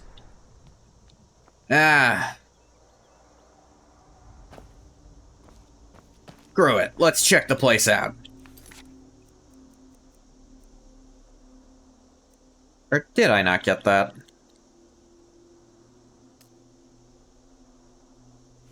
Might not have. No, I definitely got it. Capture your friend and colleague. Super cowardly guy, so he wears the heaviest armor he can find. Uses spells to keep him as far from danger as possible and stays well out of sight. Yeah.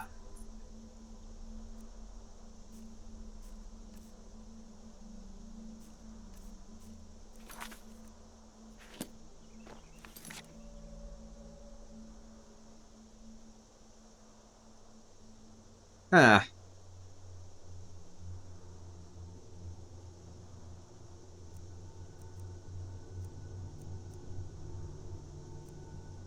Weird. I thought for sure, because I read the book. That should have made it happen. Shouldn't it? Not the ruins of Arkungathums, is it? I don't know.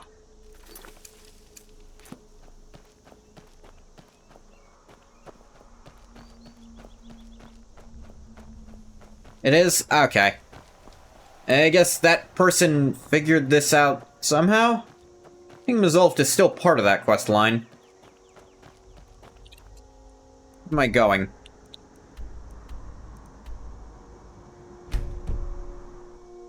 The marker here. Yeah, this actually does kind of lead into something we were discussing the other day, Quella. Actually, last night, I should say.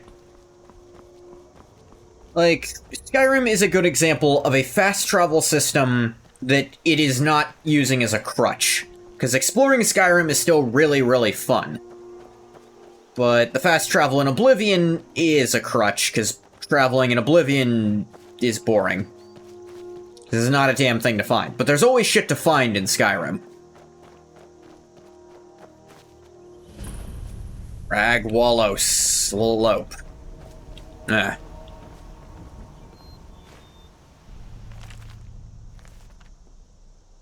No one who reads the firmament is fully sane. And I say this having read it just now.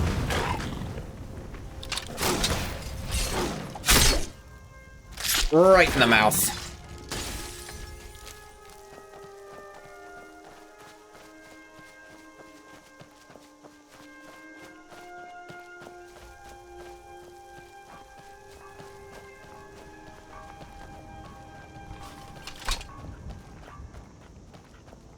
An orc stronghold?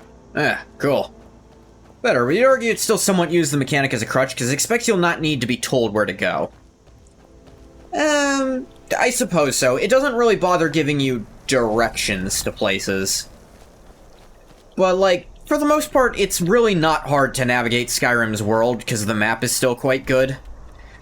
Like, okay, if you wanted to get... Let's say you were near Bone-Strewn Crest, and you wanted to get to Ivarstead, yeah, I can definitely see people trying to get up this ledge, and not being able to. So, I suppose it's not perfect still. Like, I found an example right away of something messing with it because they didn't have directions. But quest markers still do help.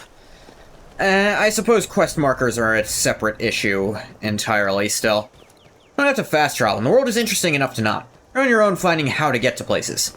Sometimes the only way to know where to go is the marker, because the NPCs will tell you absolutely nothing about the destination. Yeah, like, it does still run into problems. Like I was saying there, it's still not perfect, because you can't really navigate Skyrim's world too well without quest markers.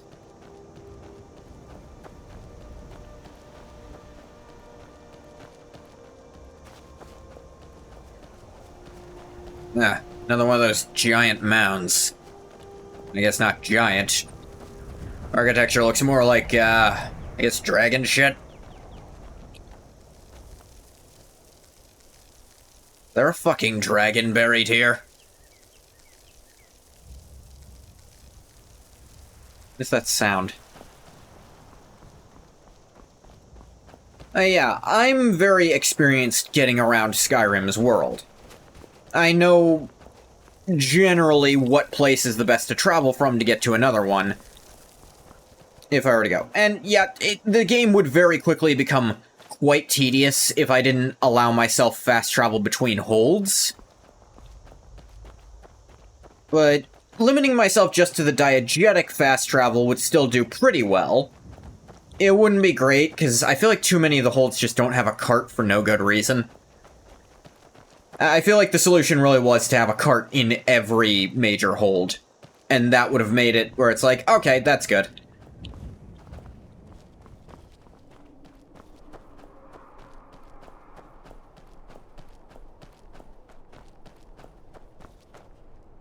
I'm telling you, I heard it. Howling. Carriages are pretty good, except all the holds that are missing carts for some reason, yeah. Yeah, I would say that is a small point. Relatively small. I won't call it small too much. It is pretty major on the fast travel issue. It's like, it's still fun in Skyrim, even going back and forth, unless it's, like, just, I don't know, did not mean to do that.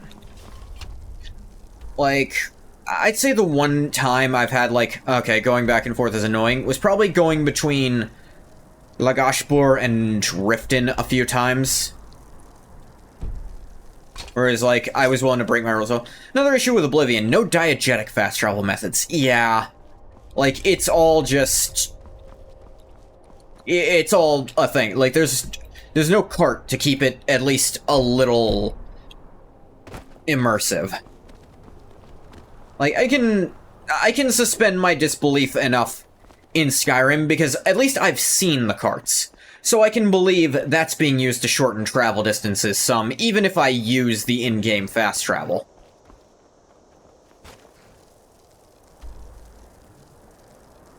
It's like, here, I'm doing it from here so I can say, oh, he just took a cart. I'm choosing not to buy the cart because I don't care. I forget about guild guiding in Oblivion. Literally the home of the Mages Guild. Yeah. I'd say... I suppose it's not necessarily a problem with Morrowind, but... I would say Morrowind's fast travel has a high skill cap, is what I'd call it. You gotta know a lot of different shit to fast travel effectively in Morrowind. I feel like I was maybe 30 hours in before I could start doing it well. Oh, Master, it's your time to do with as you please. But what about those who depend on you so much? There's that crazy guy again.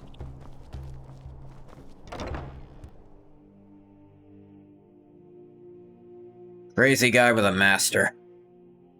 He's probably just talking nonsense. It's not like every insane person is a servant of Shiggy.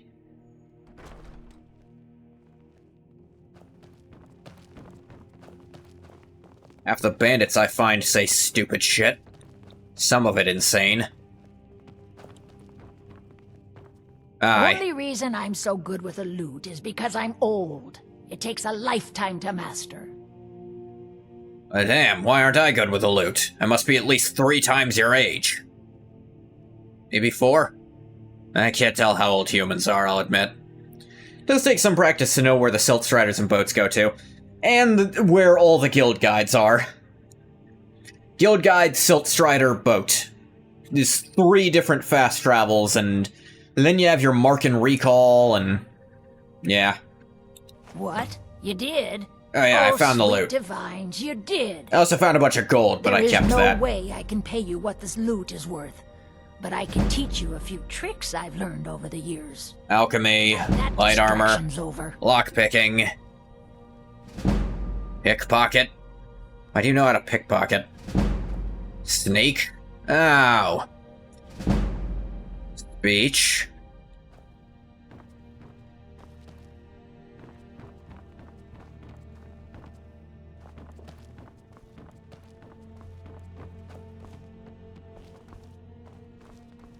I don't think it's necessarily a bad thing either. Like, Morrowind's fast travel, you start feeling really smart when you figure it out. They found it. They actually found it. What? Riorn's drum. Nobody knows where he died, and therefore where his drum might be. Haldir was the missing link. What? Riorn entered Haldir's cairn in secret and presumably died there. Oh. Now all I need to do is find someone to get it. Wait, you. You could do it. I need you to get me that drum. What? Who's Riorn? What? You're joking, right? Riorn? I've been to Skyrim once 220 years ago. What do you want from me? That drum has been in half a dozen famous battles. It's a priceless artifact. Riorn was always looking for new stories to tell. It seems he was writing a lay about Haldir when he vanished. That was the missing clue.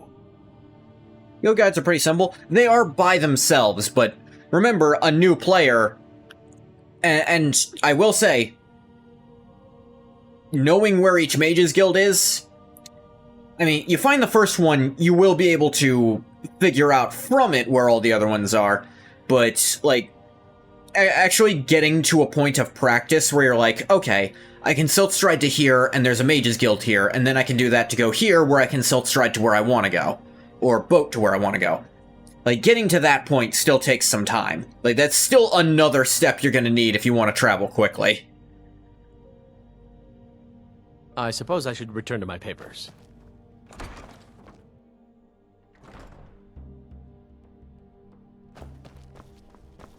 Like, being able to fill in your gaps, or it's like, don't forget intervention spells. Yep. Oh man, I still can't do those perfectly. Like, I just have to trial and error it every time. I'm like, where will this one bring me this time? So you can cast a few spells.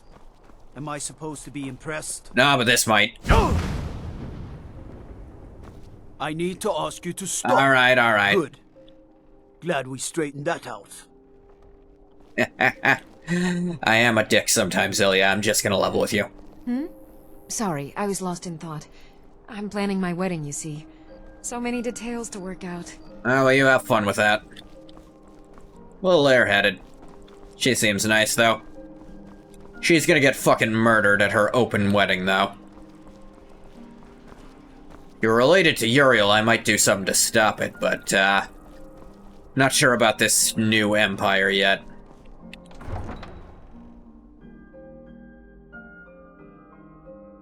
It is interesting they declared a new era, but it's not...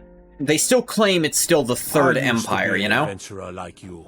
Then I took an arrow in the knee. Look, I'm married too. That didn't stop me.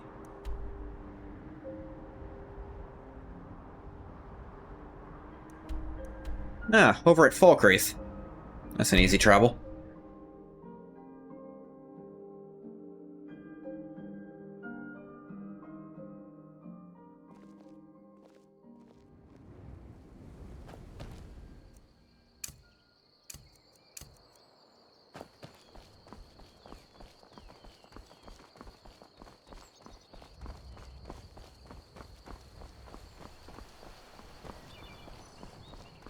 Actually, just right here.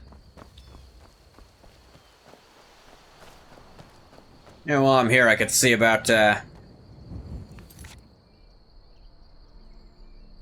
is there, which Jarl asked to meet with me? Let me go check my notes. Yeah, this one. They wanted to talk about some bullshit. I don't know.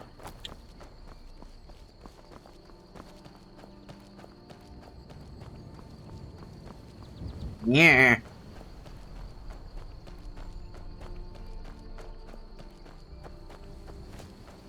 Yes, I hesitate to say Morrowind has a good learning curve for its fast travel, but having a learning curve at all is very interesting.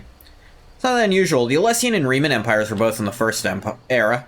The Akaviri Potentate declared the second era. I guess that was kind of... I mean, Tiber Septim declared the third era with his new empire. I suppose it only happened twice.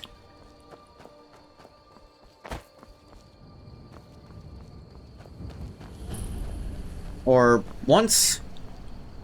No, it happened twice, because I'm pretty sure the Alessian Empire declared the first era. Or at least codified it, I believe.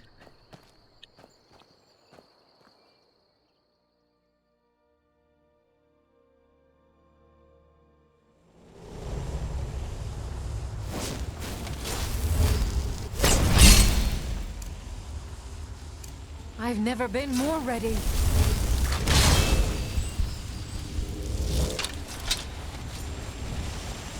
What the fuck is that? Is this drum part of a Daedric ritual? What the hell is happening? What, he doesn't need it anymore? Rain, Midgarod. Yeah, me too.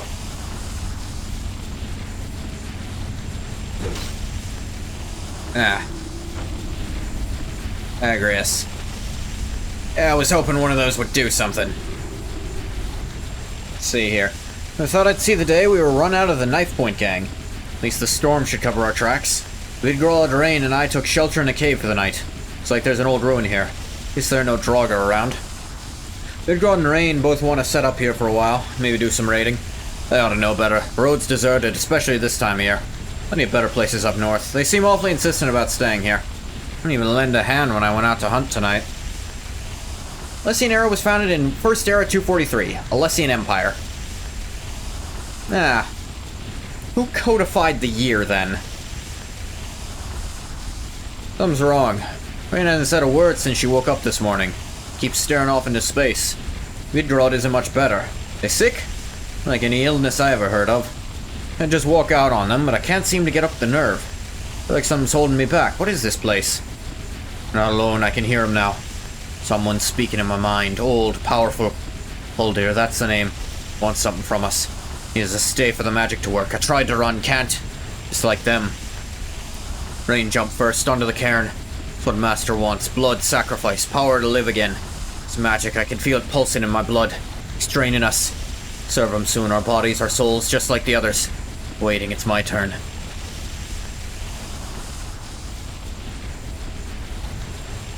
Yet. There's a goddamn vampire den or something worse. Keep bringing up blood, I'm hoping it's just vampires, but this shit sounds like a lich in the making.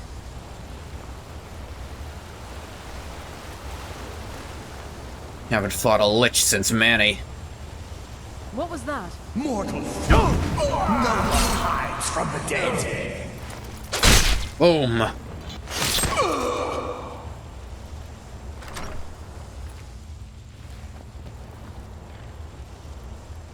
Never should have come here. Yeah.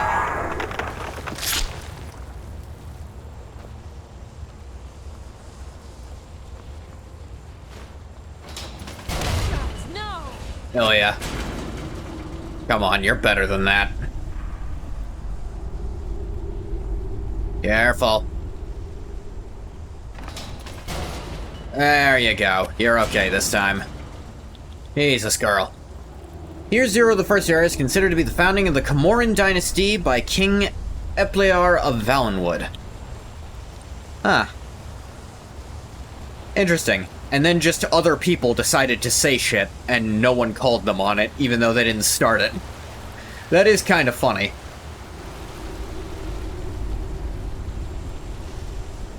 Valenwood made up their entire calendar, and then fucking just, I don't know.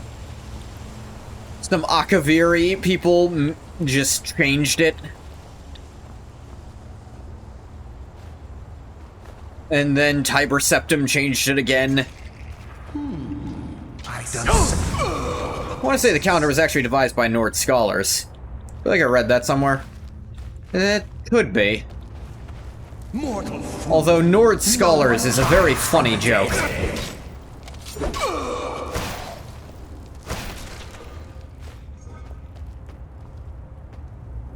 Ah, Draugr. Yes, I know the Nords used to have scholars, but I think they burned them all sometime between now and Oblivion.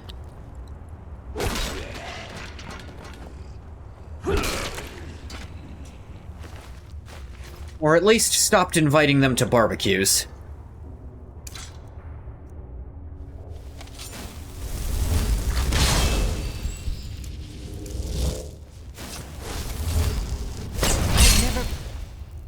More ready.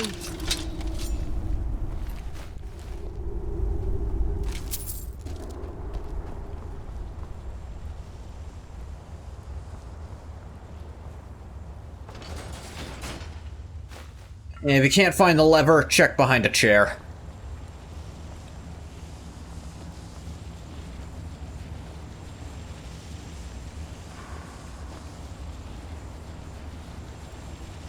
Alright. Well. The Mythic Era was figured by early Nord scholars as a series of years numbered in reverse order backward from their beginning of time. Founding of the Comoran dynasty, recorded as year 0 of the First Era. SKYRIM invented writing. 1 second. I had to sneeze. I'm very sorry for muting my mic for a sec to do so. All the living shall fear the dead.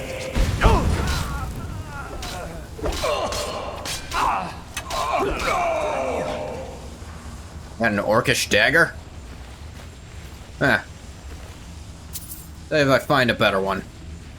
Oh yeah. Ysgramor invented writing. They ascribe a lot of things to Ysgramor. Huh? Now around.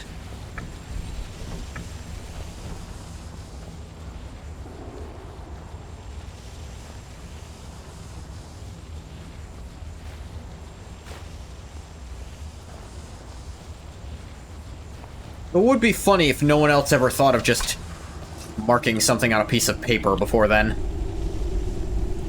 Ugh, burpees.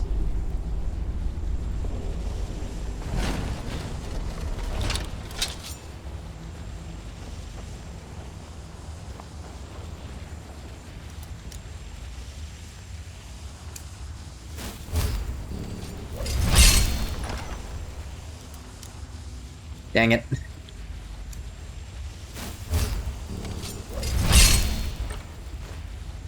All that for 15 gold.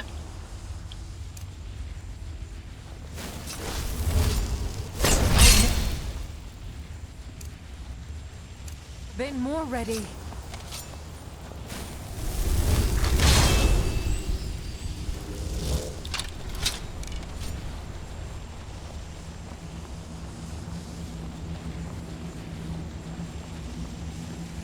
Hell is that sound? Alright, this leads to goddamn nothing.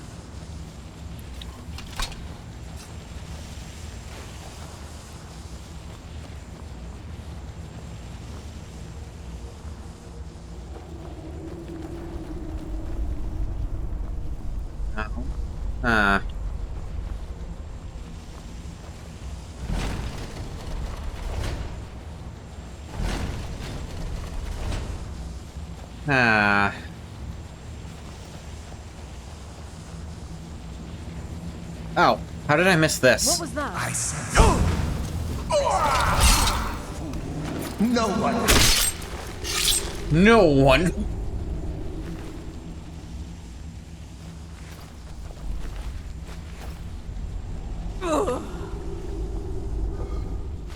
I don't know why I bother summoning you all.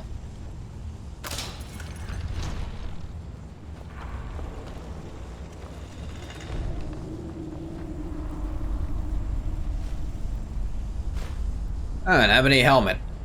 Don't eat that shit.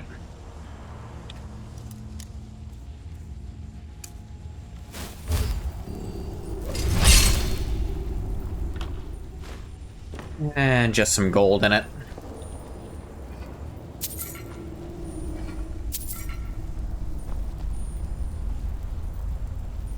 Well, you are using the dwarven one now, at least. Using a hunting bow before. Lame. I've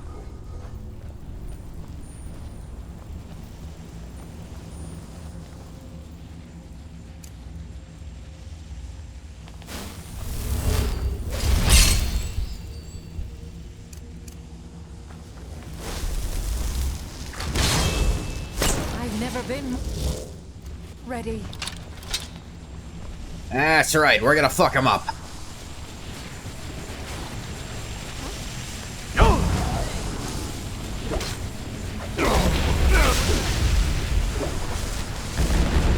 What the?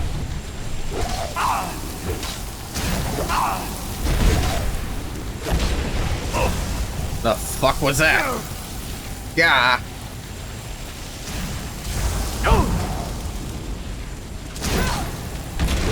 How many of this asshole are there?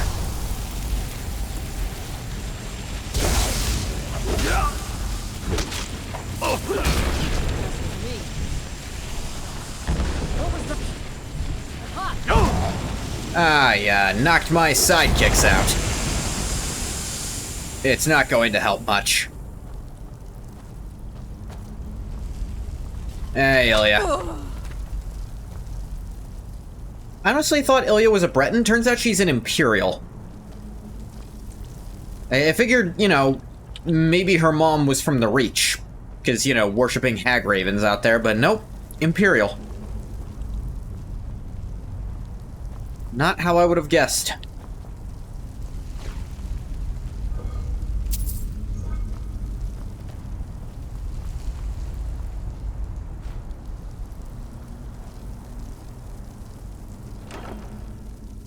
Bjorn's drum, amethyst, gold, lockpick.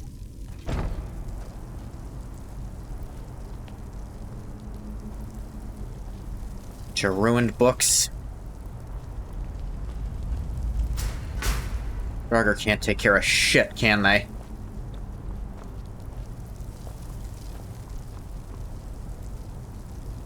I've definitely fucked up this fall before.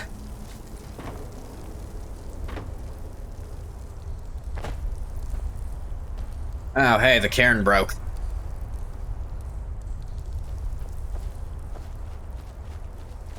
Good job, me.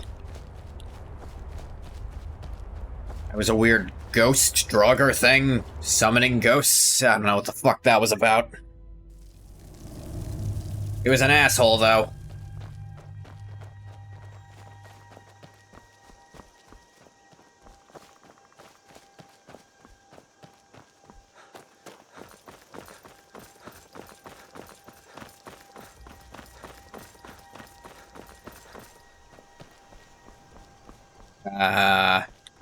What's up? I have nothing to say to you. Now move along, or I'll order my guards to attack. I'll order them not to. I outrank you. They might not know that, but I do.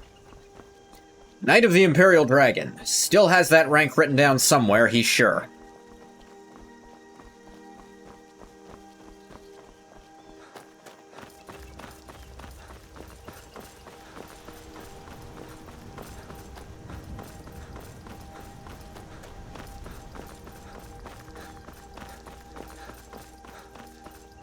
Yeah, a letter from the Earl of Falkreath once. About property or... I don't know. Might as well go check with him. Since I'm here.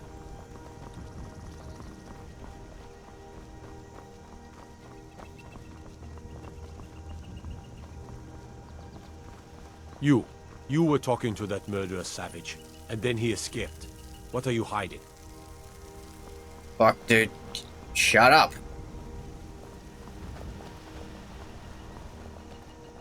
I tell you shit.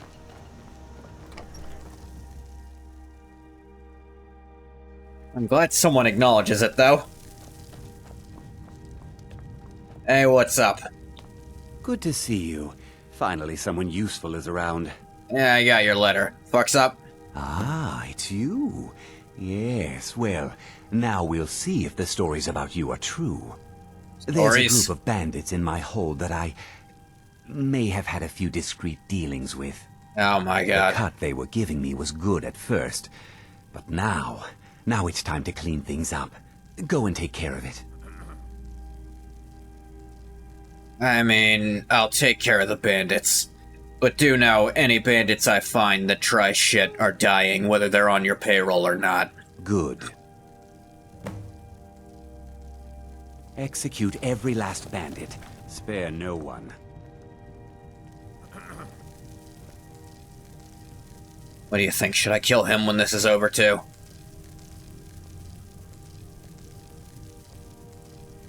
Just discussing how to deal with a bandit problem. What do you think? In his bed? Or right on his throne? Really send a message. Say so? Hey, Kami.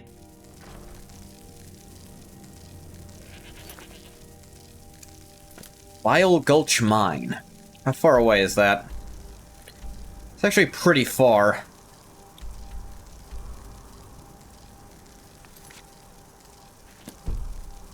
But still close enough to here that I should deal with it.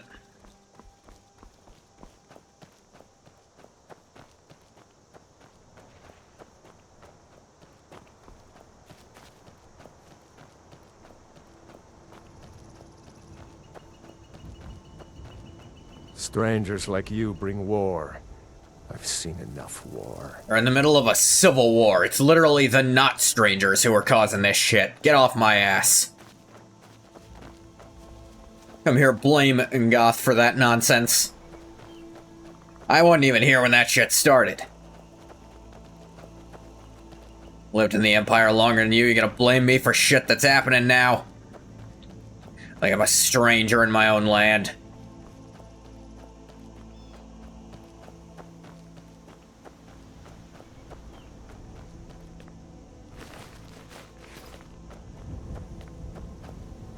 Ah, yeah. Where that Spriggan was, I think.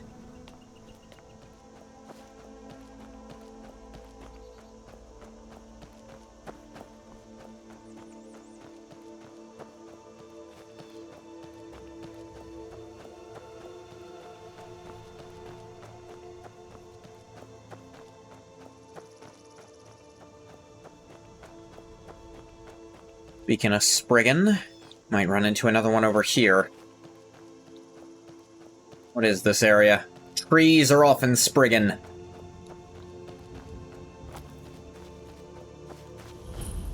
Evergreen Grove.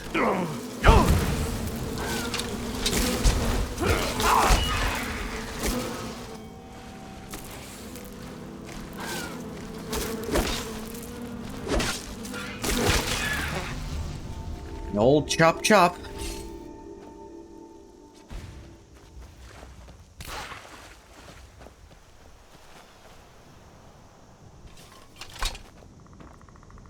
Ah, Ilya noticed it.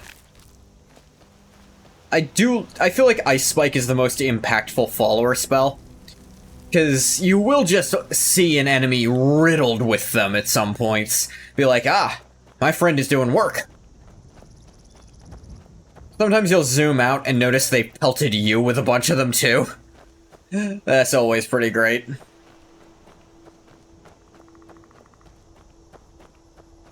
Picked a bad time to get lost, friend.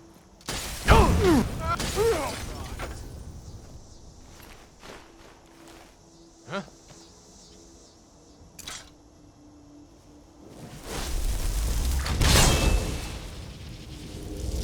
Do. Never been. Worst is when they cast Froststorm, though. Yeah. Because that ends up kind of actually fucking you up. Well, it doesn't damage you, but it slows you down. Then the enemies just destroy you. Yeah.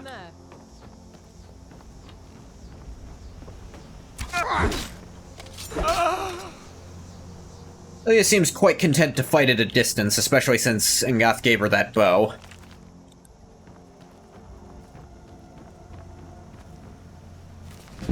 Advances in lockpicking. Ah, interesting. Sometimes you can literally just punch the lock with another lock and it'll open. Never knew that.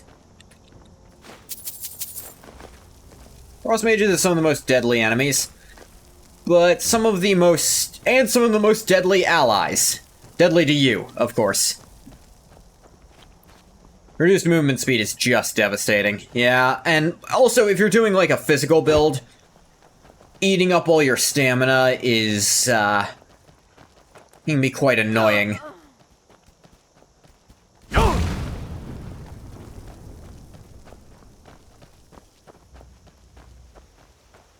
It's like, that's taking away not only your power attacks, but your shield bashes, which, in the early game, those are your only way of not dying immediately to half the shit you fight.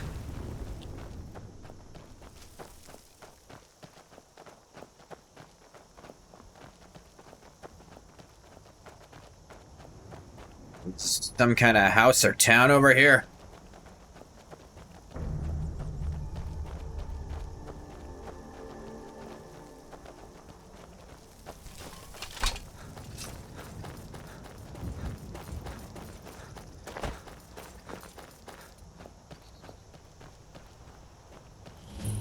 Hunter's Rest.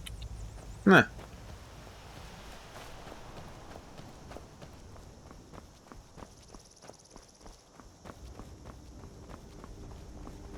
It is interesting how they delegated the three elements to sapping off extra bits of the three different types. Fire does a little extra health damage because of the burning. Ice does stamina damage because you can't really move with it. And lightning does magicka damage because we needed a third thing.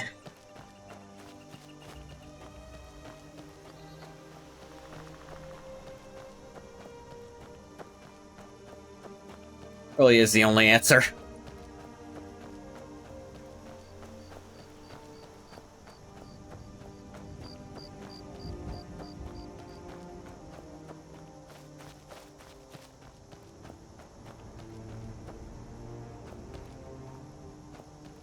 It is nice that the expert level spells are when they really start getting different. Or at least feeling different, even if they're not.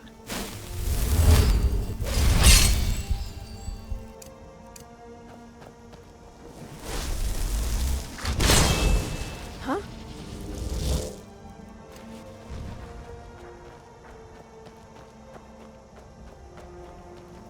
Frost saps your heat energy. Literally makes you slower.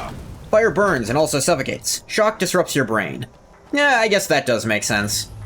It's fucking with your head, and magic is supposed to be a very scholarly pursuit.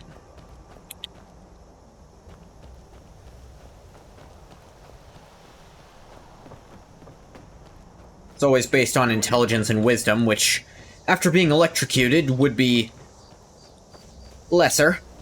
Good way to differentiate the elements, I think. Yeah, no, I agree. I like that. I think in the tree they also add a little bit of extra stuff to it. Like, fire can start applying the fear effect, which... absolutely, if I were on fire, I'd start panicking for sure. Shock, I think, insta-kills low-health enemies, like they just get vaporized. Frost... what does Frost do? I do not remember. I don't think it's still in SKYRIM. But in Morrowind, where it's just fire is cheaper, yeah, that was pretty lame.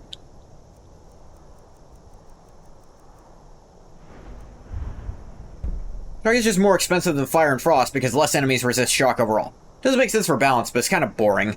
Yeah.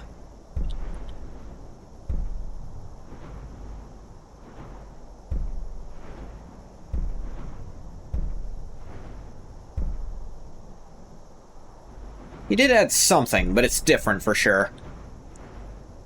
Da-da-da. Here's Frost Resist. Reduce enemy weapon damage. Chance to encase enemies in ice when they fall below half. Requires meta knowledge. Know what most enemies resist, but a new player doesn't. Yeah. Like, that's probably why fire costs so little, because there's so many Dunmer to fight. Hiccups. You can kind of know because you can know what all the races resist for NPCs, but not creatures. Yeah. Orichalcum mine. But they have iron stuff then. I've never... More ready.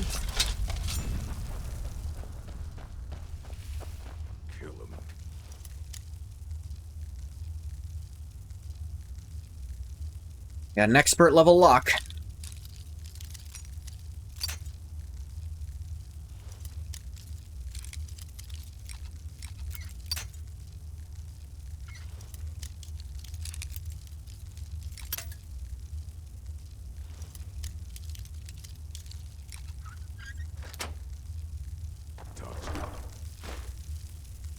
Ebony greatsword. Get him while he's sleeping. Poison his meat. See how he likes that. Now come here.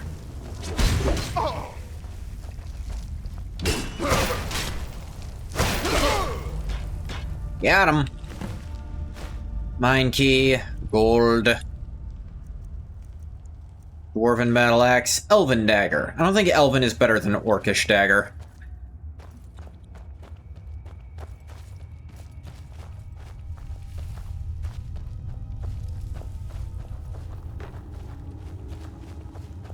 There's a lot of orichalcum here. If Thengoth worked with orichalcum at all, that might be interesting. But he doesn't, so not gonna bother.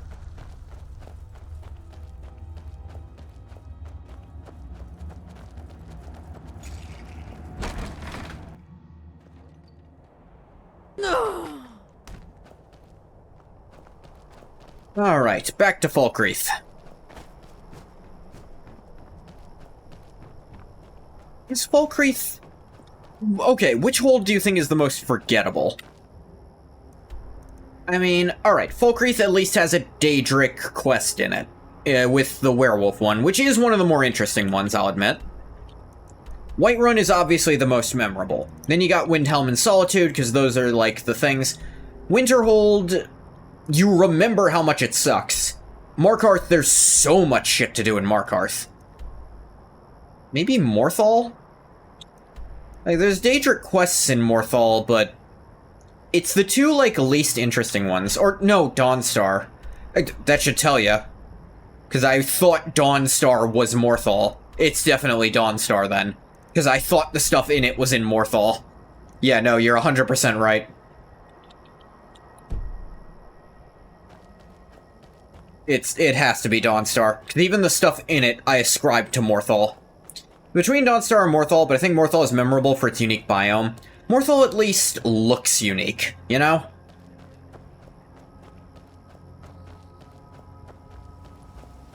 Like, it can't be the major ones. Morthal Swamp is pretty memorable. May have a few quests, but they are memorable. Yeah. Like, Dawnstar has 2 Daedric quests centered in it, but it's the 2 Daedric quests that I feel like are the least interesting. Like, Maroon's Razor is... who cares? And then... the staff just sucks, because charging it's such a pain. Oh yeah, the vampire thing in Morthal. That's really fun. Yeah, it has that really involved vampire quest.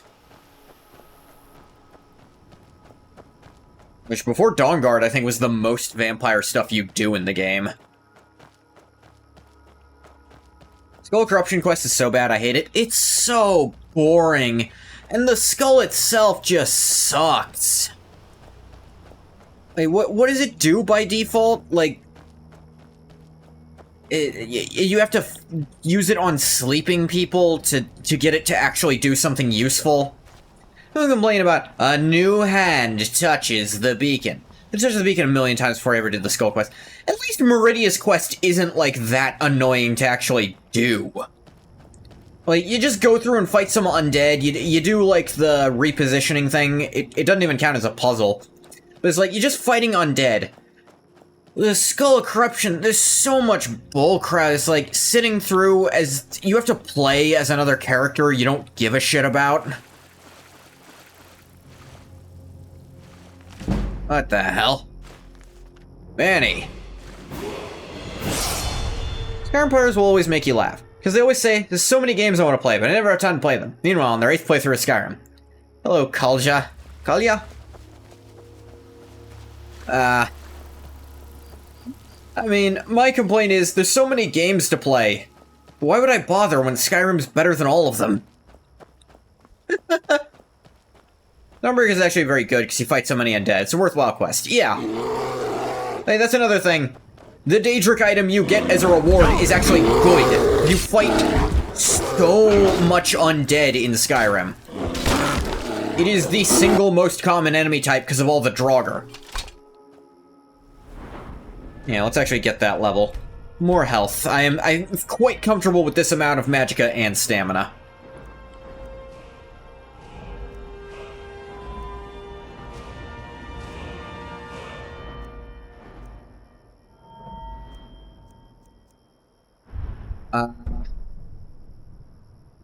Honestly, if I'm going to do stealth stuff eventually, I need to pick up silent casting so Ingoth can actually be a little stealthy.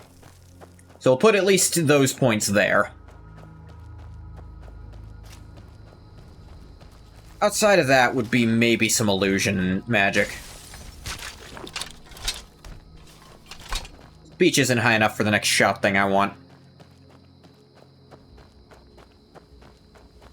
Yeah, I mean, I absolutely played...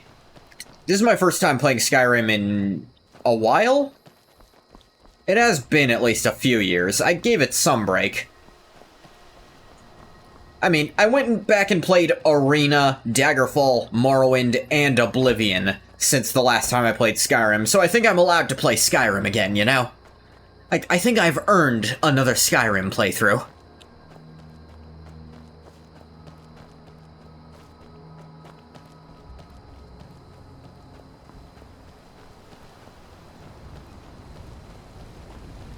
But yeah, is Skull of Corruption the worst Daedric quest, though? Because let's think about all of them. Mask of Clavicus Vial? That's fun because Clavicus is fun, and Barnabas is fun, and even, like, the axe thing is fun. Azura's thing is... Azura's thing is fine. You get to go inside the star, that's pretty interesting. Kill a guy there.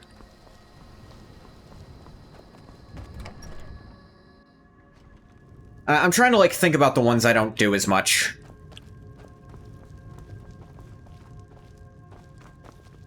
Yes? What is it I dealt with it. Teach them to stop paying me. Unquestionably the worst. There's no Daedric quest which causes you physical pain so much as the Skull of Corruption. You know like, what? I like you. No, don't start. Hey, bathwater. I hereby grant you permission to purchase property in Falkreath Hold. Talk to my steward if you're interested. Alright. Come and see me again sometime. Do any but the skull? I have some use for you. I mean, Maroon's Dagon's quest isn't that interesting. I suppose some of the pieces are kind of fun to find. Like, the one that's in this stronghold, like, covered in traps is kind of fun, and the guy you have to convince to get it. It's actually not a bad dagger. I've always liked the model, I don't know why. The model is pretty cool, and, like, it has that cool, unique effect. I guess the ultimate problem with the skull is just that the skull also sucks as an item. Like, I don't want to... There's so much extra effort to make it even usable, because also staves aren't that good in the Skyrim to begin with. Like, you compare to the other staff, which is the Wabbajack, which... The Wabbajack is funny, it's not supposed to be good.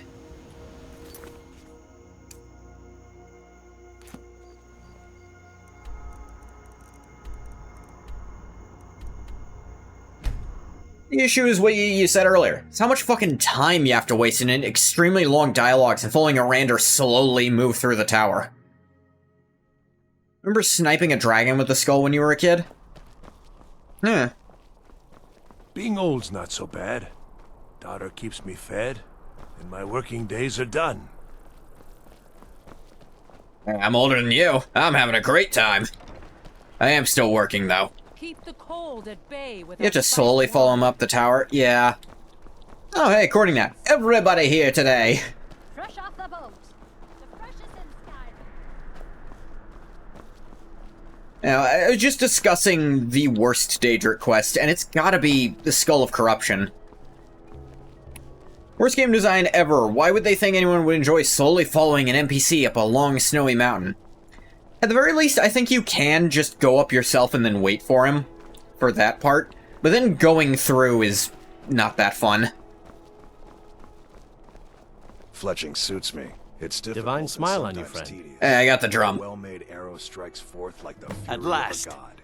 I have searched for this drum for 20 years. Wow. The college That's treasury is a bit thin right crazy. now. But I can Dream show you Stride is the some least tricks I learned interesting. from my It's an days in the interesting army. sequence, but you don't really get to do anything with it. Like, you're just playing as someone else. To be fair, a lot of people actually really like Arander as a follower, and I mean, he is one of the better written followers, I think. Because at least he has some backstory to him, you know? I suppose I should return to my... And the skull sucks, yeah. Arander's actually a decent follower, though. Honestly, destroying the skull and taking him is the best reward. So yeah, I guess if I don't call it a Daedric quest, I actually kind of enjoy the reward for it. Feel free to make requests. That's the word around town. Generally, if you want rumors, you should talk to Corpulus. That said, I did see a visitor pass through on his way Like, getting to the Arander as a palace. follower is kind of neat. Come by the Winking Skeever anytime you want to hear a tune. Like, appreciate it for being the one Daedra quest which allows you to not be a Daedra worshipper. Yeah, there needed to be a, like, completion option for some of the other ones. Right? I suppose there are, actually. It's like a musical museum. Like, Namira's quest still lets you, like, betray the cult at the end. It's just the reward is gold, did you which need who something? gives a fuck? Yes. It's just that the reward isn't interesting for Namira's, but it's still interesting for the skull. Like, a follower. That's an interesting reward, because he's an interesting character who's actually written decently well. But he is not more interesting than what the ring does, because the ring is such a unique item. Well, you do something weird because you're a good guy, why would you take him there in the first place? Well, you can actually kind of explain away. You took him there to lure everyone in the cult to be there at once, so you could wipe them all out. But you do have to go out of your way to do it, yeah. Well, look at you. If only everyone acted like you did. Right? All of Tamriel would be fine if everyone was like me.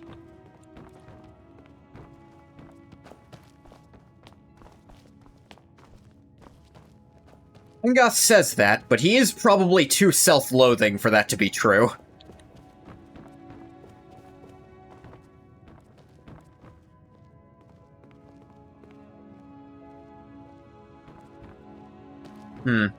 Looking for even... I think there's at least one more Bard College quest. He says, yeah, the player has to rationalize that entirely in their head because the game doesn't let you tell anyone that's your plan. I think it's a weakness in the design. A little bit, yeah. Though, to be fair, actually, another thing you can do is, when the lady first approaches you in the crypt, you can just kill her and then go back to him and get a gold reward. You can literally just do that. Few can resist The game my lets you charms. never Even entertain few the are idea. worthy of them. It just doesn't tell you that that's an option, which, you know, I'm of two minds about.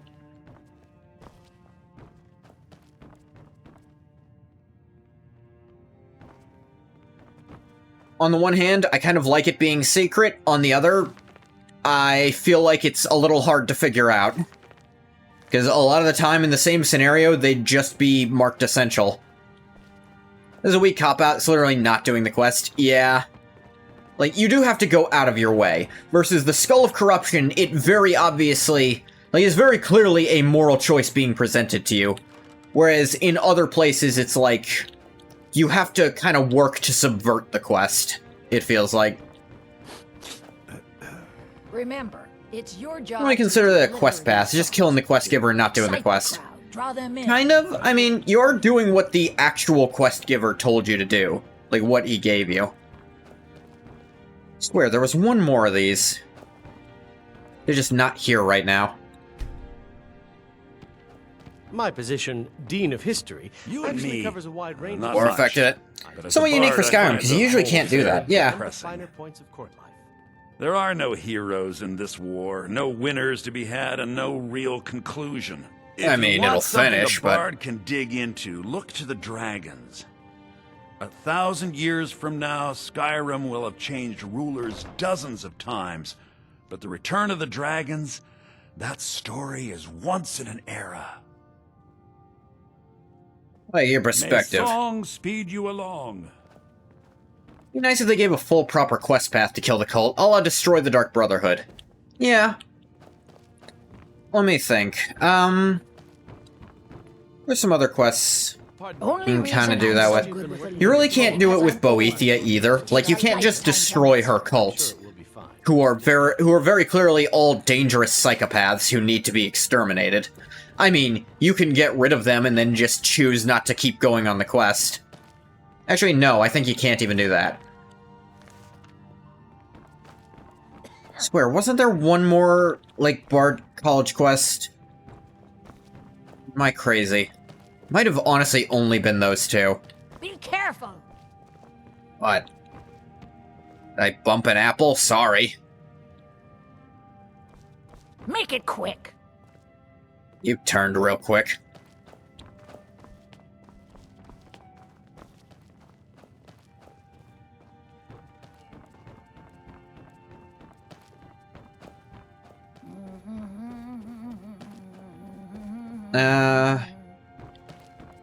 The follows is interesting, because doing the actual quest, you basically don't have to do anything. It's just what follows after doing the quest that's actually, like, kind of a moral decision. And I think it's actually kind of well done on that front. Whereas, like, alright, here's your reward for doing that part. Now, if you want it to actually be good, you're gonna have to really sacrifice some morals. Because you can only power it up by murdering people who care about you. Depends on how you acquire the key to the door. There are plenty of, like, there's ways to get it that are, at worst, you stole a key. Oh no. Like, you don't have to compromise that much to get the key, in my experience. Can't kill Farengar, which is definitely a moral choice. I mean, he's kind of a dick, but... you can also just pickpocket it. Yeah. I think there... isn't there a way to convince him to give it to you? Or am I imagining that? I've done that quest like twice, just because of how high level you have to be for it. It's very rare I actually got a character high enough level for that. Sexually harasses the dragon. Yeah, that's kind of gross. I guess that's all the Bard quests. It's problematic. Well, Elisif sexually harasses the Argonian, so... That damn fool. Oh wait, maybe there is one more. Whose neck? Lorena. That fool student of mine stole my flute and sold it to some necromancer. Why the fuck did she do that? I just got a ransom note for it. That flute has been handed down for 17 generations. 17? Well, don't just stand there. Go get my flute. Another thing about the Whispering Door, you'll always do it for the sheer novelty. It's so rare you actually have a character high enough level to do it. Yeah, that's like the fun of it. Because it's so high level. Because the reward for it is so strong. And also because I think it gives you enough time to... it gives you the time to really build up enough people to possibly have to feed it. So I actually like how high level you have to be for it. The fuck does a necromancer want your flute? Apparently, Lorena told him some story about the flute being able to make the dead dance. It's just a flute. A really old and valuable flute, but just a flute. That was better, Ataf. Add a bit of emphasis on Ragnar. Ah, yet another new face. I'm from Hammerfell, you see. I can hardly keep track of all the people I've been meeting. Long way from home, then. Aye, but I'll be here. Yeah, I'm even further, I longer think. Still, Fiata's skill as a Fletcher drew me to this place. I wanted to learn. And there is still much of Skyrim I wish to see. I hear there is a city, Windhelm, that is nearly white with... what do you call it? Oh yeah, snow. And far to the west Not the lies best a ruin. delivery, I'm Volskite. gonna level. Inside there's said to be a wall, black as night, and it speaks in the ancient dragon tongue.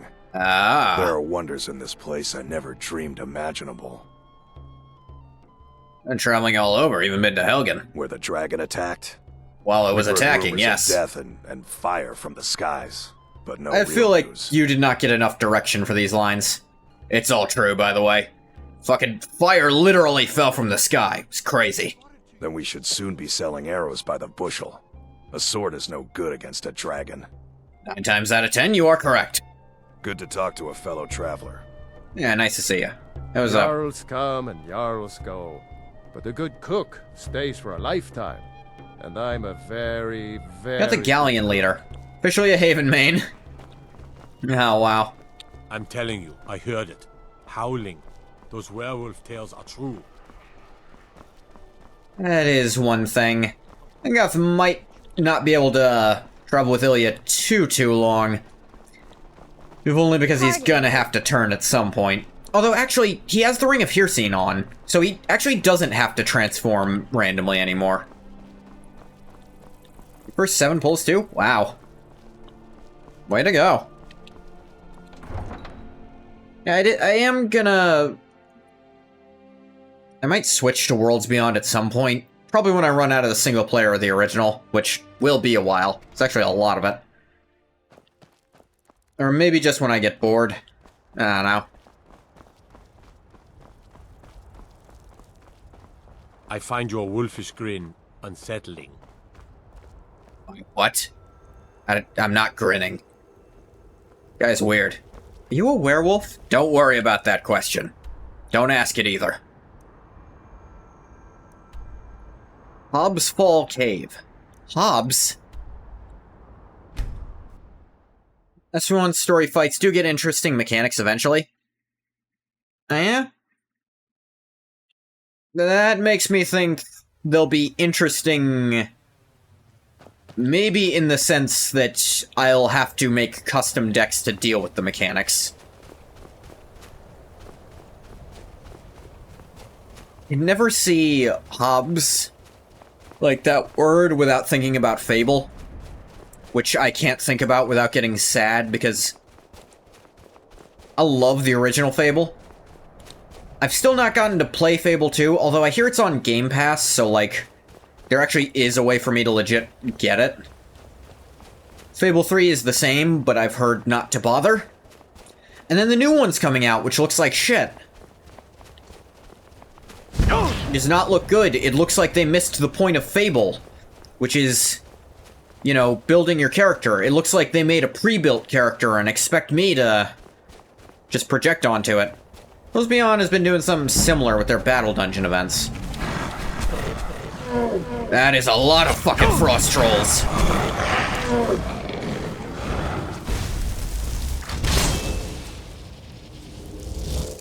I've never been more ready.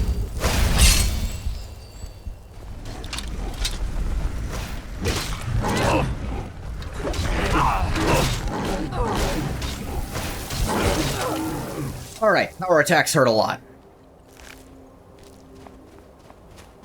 Never seen that many frost trolls at once. If we were a low level, that'd be scary. Level 36, so it's really not.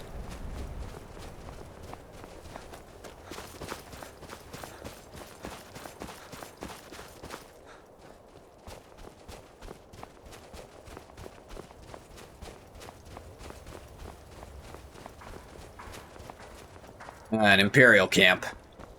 What are your thoughts on all this? I know it's what everyone says. To go to new places and see the world. But it's true in my case. I never bargained on seeing more than I liked.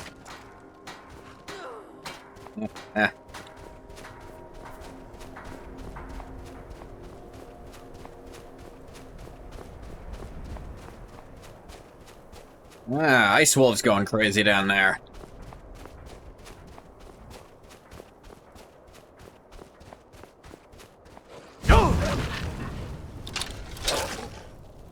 Ooh, there's a standing stone over here. I think currently I have on the lady, which...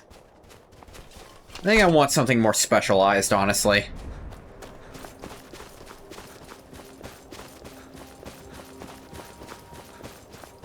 The lady is cool because it just works in literally any build. Actually, it works really well with generalist builds, which, like the one I have, but I feel like it's too general, and I want to find something more specific to how Ngoth plays. I almost wonder if the warrior is the best pick for him. Just for that extra flat damage resistance.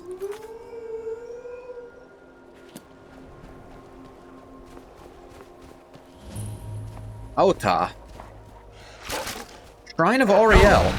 Huh.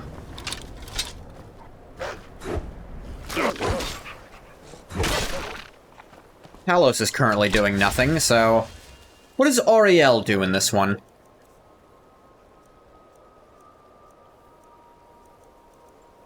Magicka by 50. Nah.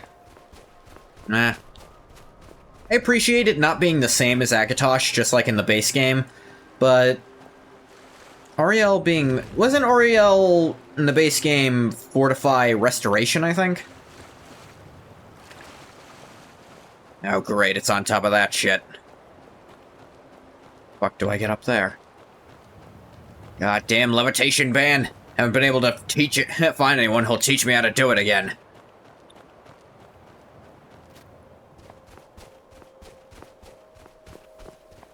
Look, I spent 200 years not practicing magic. I forgot yet.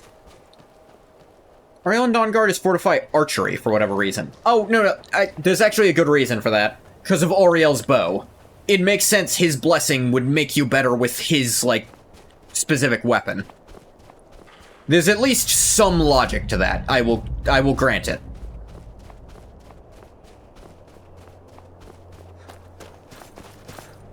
True. Yeah. That's... It's not completely out of nowhere.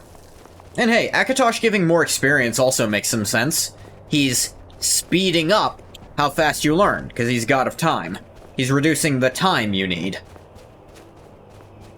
Works in this. Magicka here is...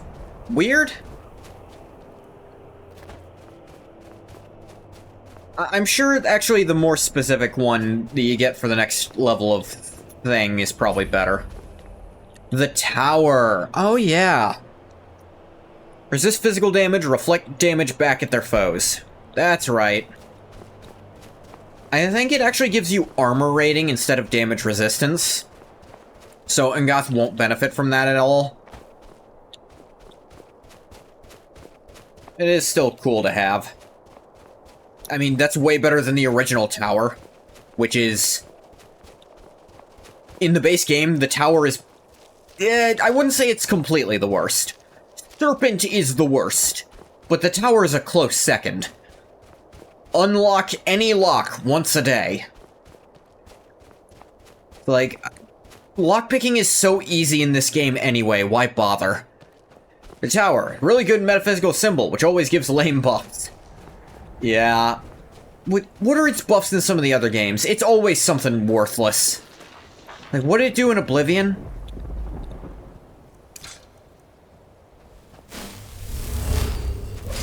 Or Morrowind, for that matter. What do almost any of them do in Morrowind? They all suck in Morrowind, other than, like, 3 of them.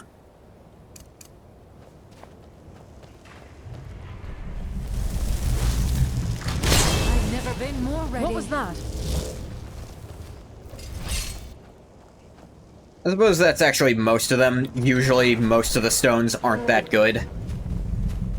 Mine's playing tricks on me. Hell... There's a werewolf up there.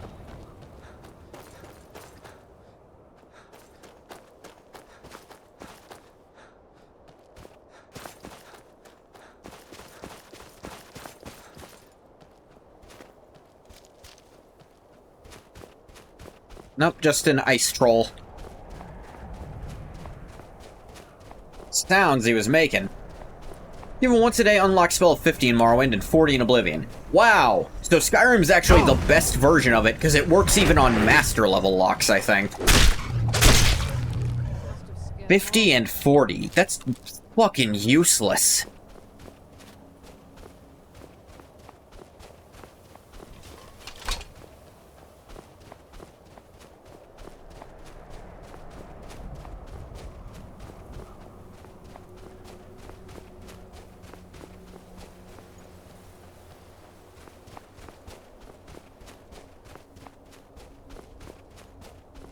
I mean, the Serpent is still the worst one, because at least in Skyrim, that's like, okay, maybe you just don't... Maybe you're just not good with Skyrim's lockpicking minigame, and you want to be able to get through master level locks. Sure, there's a way to do that with the tower.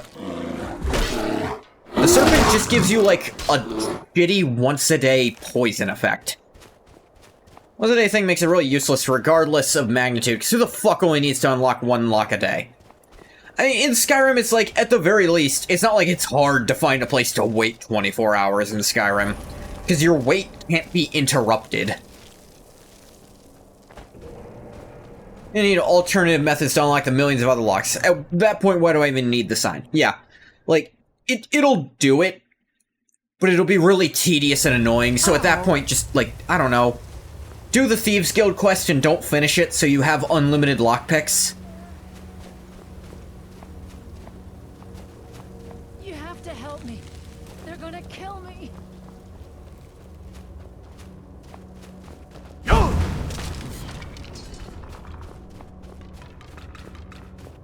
Like, it at least does something that can be useful. Once a day poison damage is such garbage.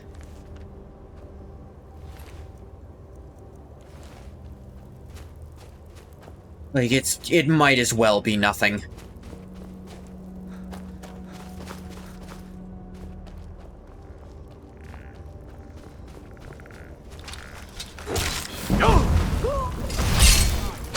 Stop. What are some of the other terrible ones? Waits 24 hours. Nobody interrupts you because you're staring into the abyss and they're a little scared. It doesn't work in Morrowind. I think that does work in Oblivion still. But that doesn't work in Morrowind because you can be interrupted randomly. Spell Tome Conjure Skeleton. Do I know that?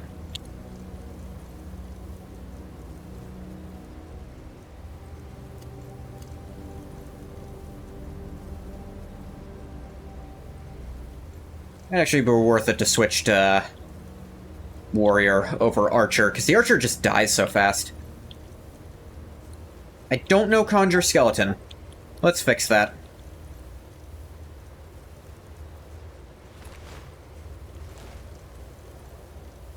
Hi, by the way, Vintage.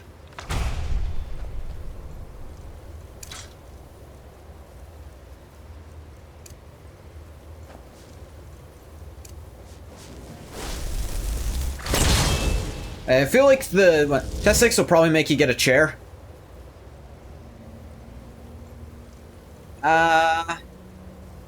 Daggerfall... No, I'd say Original Arena kind of made you do it, because you had to very, very, very frequently do that. I will say for a split second, I didn't know what you were saying and thought you were, Huh? I thought you were possibly referencing something about my person. But it occurs to me that's not even... You probably didn't even think of that. That's usually what happens when people do that, so I don't usually get caught like that. Unless I'm trying to screw with them. I knew it! I've spoken at length. I absolutely want Test 6 to be in Hammerfell. Because I think it is the best place to have something happen. If they're staying to this part of the story. Black soul gem with a grand soul in it.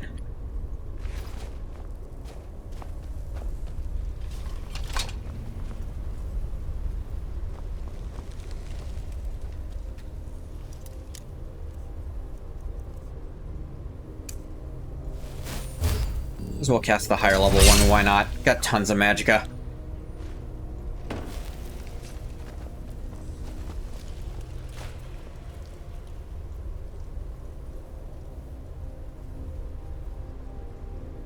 It'd be cool to revisit the Iliac Bay region.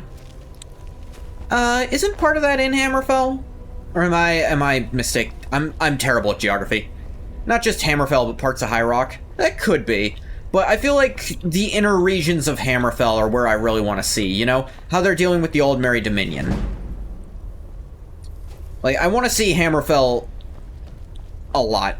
Like, we have been there in Elder Scrolls Adventures, so it's not like it'd be, you know, something completely new in every way, but, I mean, Adventures was something apparently the Bethesda team loved working on, just they didn't sell great.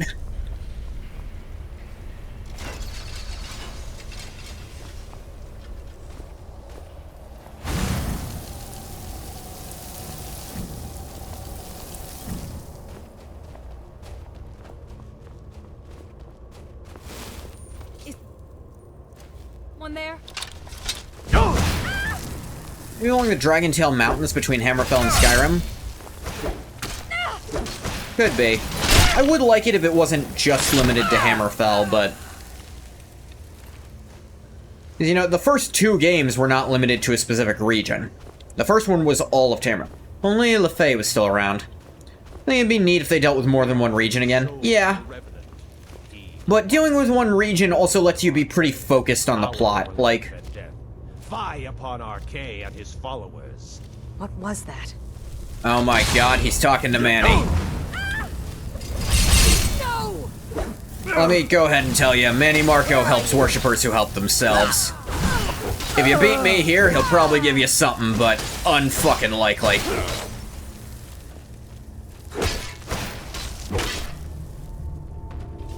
He does also still owe me, and also not owe me. Don't question the fucking dragon break. It hurts my head.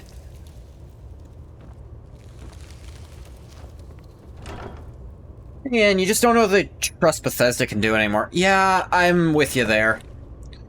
Wall of Frost. Wall that deals 20 frost damage per second to health and stamina. Huh.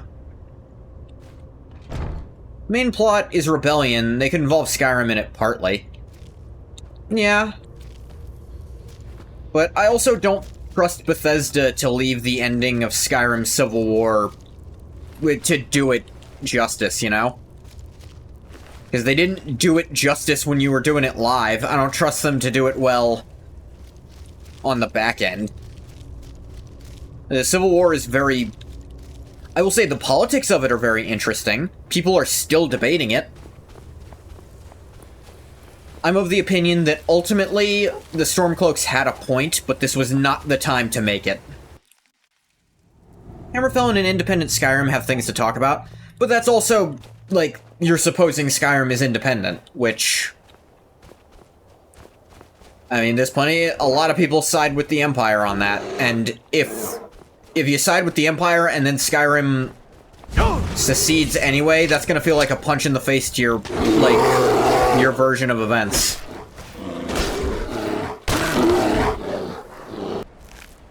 It's one of those things I don't think they have the balls to, actually come to a hard decision. And I also don't know if I'd agree even if they did. Because here's the thing. Would you rather them never talk about it, decide an ending, or hit the dragon break button? I'd say... of those three options, the dragon break button is the one I'd prefer. Not necessarily actually hitting the button, but if they went with a... no one recorded exactly what happened during that time, because everyone... it was all so hectic with dragons and nonsense. That wouldn't be the worst way to answer it. Wouldn't be great, but... the hell is this? Spelltome Flamecloak. Nearby enemies take... oh. I'm guessing there might have been a slight miscast here.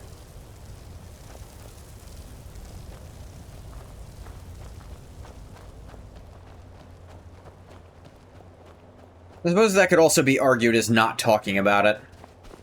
But I will say, if they decide an ending, they'd have to be careful if they decide, because it's gonna feel like a slap in the face if the ending doesn't coincide with what someone did pick. Because I will say, that's probably my biggest gripe about Baldur's Gate 3, is that they go with the book canons for Baldur's Gate 1 and 2, which are some of the worst versions of it. Like, almost any playable version you're going to make up yourself is going to be way more interesting than what they did for, like, the follow-up canon for Baldur's Gate 1 and 2. And I worry about Skyrim, I worry about Bethesda hitting that same really bad roadblock. Because, again, that is, like, the one thing I complain about with Baldur's Gate 3. It's otherwise nearly perfect. There's, like, one or two things, otherwise, like, I feel like Will, despite being the character most involved with the main hits of the plot, probably has the least to do with it. Like, he gets the least attention. Counter to Asterion, who has the least to do and gets the most attention. Yeah, we went there too. We went to the same place, Squilla. He has the most opportunities with the main plot. He's hooked into it in so many locations. From the Infernal side, to he's part of the actual city's aristocracy. So much there. And he's just like... Does he do anything in Act 2? Does he do anything for most of... I think he has one moment in Act 1, does not a goddamn thing in Act 2. And that's it. Yeah. Love Willie's such a bro. He is a bro. Such a cool dude. Just out there helping people because he loves helping people. Just a good dude. Yeah, he got tricked into serving a monster because, I mean, she did help him help people, and, like, the contract, when he read it the first time, but he doesn't remember most of it, like, he was led to believe he could still mostly keep his moral compass, but then she starts twisting it in ways that I'd actually argue are breaking infernal law. But Will doesn't have an infernal lawyer.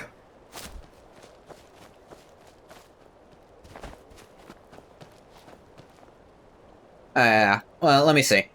Who do you think Ken Rolston made up the Dragon Break? Consider the multiple endings of Daggerfall a cardinal sin for an RPG series to do. Expect that he says he doesn't regret it, because he knows it was the right thing to do at the time. Yeah.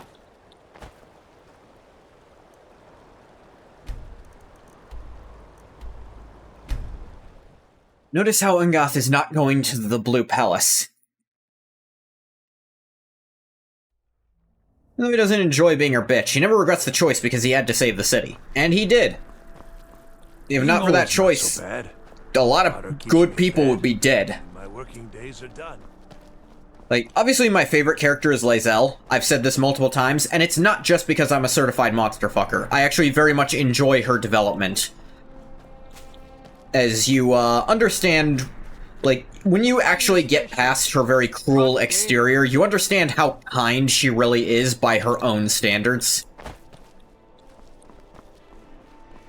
Like, by the standards of her own culture, she is exceptionally kind and understanding. It's just that her culture is full of psychopaths. It's been my honor to perform at the Blue Palace. I think Lae'zel is very interesting, yeah. His late lordship was quite the admirer. I got your flute. That's it! Wonderful! I knew I could count on you. I don't have any money to give you. Who asked for money? But I can show you a few tricks I learned playing for the Winterhold Alteration. Conjuration. Play for the Winterhold Wizards. That'll be our explanation for why this one can give you magic training. She's actually a big softie. In her own culture, yeah. Forced to play the role of a super hard-ass, but she's such a softie. Yeah. And actually, I'm so glad that one of my favorite headcanons for an ending actually ended up getting added to an ending. The one where, if you're romanced with her, you actually, and you, kept the Githyanki egg, they actually do confirm that you're raising the child together. And that is wonderful. Because they don't do... when the game released, they didn't do anything with the implication that you might, but they added it to the little post-ending, which I love so much. Yeah, like, helping her understand... Like, if you lean her into her culture more, then she very much stays not a great person, and you can see in her personal ending for that. Ugh. Like, if you actually lead her out of that life, she becomes... I don't know, I like her domestic life, but I do also like the idea of, you know, going out with her out there. Domestic in quotes, because there's no way she's not still busting down windows whenever she feels like it. Nah. How do we get into Baldur's Gate? Oh, right, talking about endings. Like, Baldur's Gate's 2's... Baldur's Gate's 2's... Baldur's Gate 2's, like, myriad of ways you could have gone through, but then they gave a canon way to go through so they could write stuff for it, and then everything stuck to that, even though it was a really shitty, like, play. It was, like, the most boring playthrough you could do. You'd have to go out of your way to be that annoying. The way they wrote it. Still busting shit down, she's a warrior. She can learn to appreciate there's room in a warrior's life to enjoy the softer things. Yeah. Like, comparing that to Daggerfall, and I honestly much prefer Daggerfall's nonsense Dragon Break to just picking a shit resolution. You were there for Rogvir's execution. Nasty bit of business. Perhaps, but necessary. My cousin Fura is somewhere out there in Skyrim right now, fighting Ulfric Stormcloak and his damned insurrectionists. She wouldn't have to be there at all if it weren't for Rogvir. And my aunt wouldn't have to worry about her daughter. Why were they executing him? I think I got the gist, but let's hear your take on it. You really don't know? He lets Ulfric Stormcloak escape solitude. Ulfric rides in, murders the High King, and Rogvir lets him ride right back out. Hey, focus on anything else after seeing that. I don't care, but I feel like most people do. Most people head over to the Winking Skeever. That would explain it. If you're not interested in music or drink, you can at least talk to Corpulus. He can fill you in on any of the latest gossip. Certainly do that. Same places to go, huh? Later, then. As a matter of fact, yes.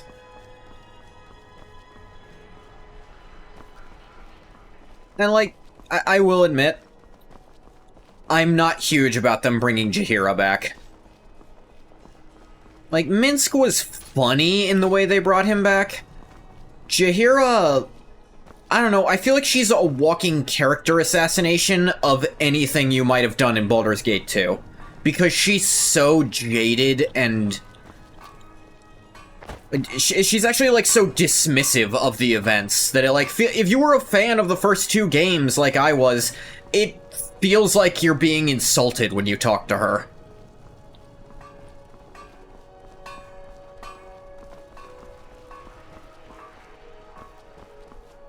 Yeah, that's... she might be my least favorite companion for that reason. Like Jaheira, but I haven't played the first two games. That's the thing, most people who play Baldur's Gate 3 aren't going to have played the first two. And if so, she's just going to give you... she's going to give you an insight into the version they made canon, which, like I keep saying, I hate that version. Minsk is great, love how dumb he is. Minsk is perfect, because he doesn't... and he's just funny. Minsk was funny in the original.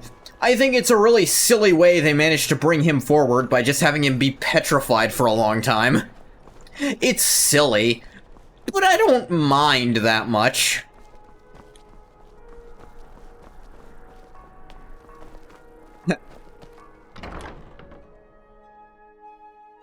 It suits him. Yeah, it's a silly thing to happen to such a silly guy.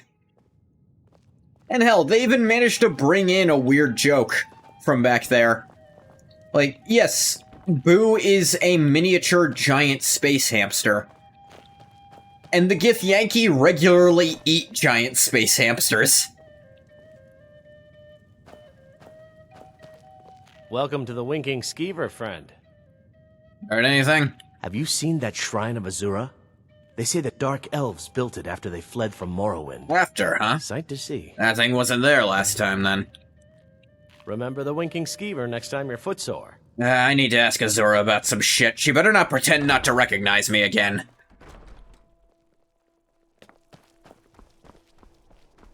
I swear, all the Daedra keep doing that. Are they just pissed that I left for 200 years? I get it, but that's nothing to any of you. Don't think you can barter with me like I'm one of those stamped shopkeepers.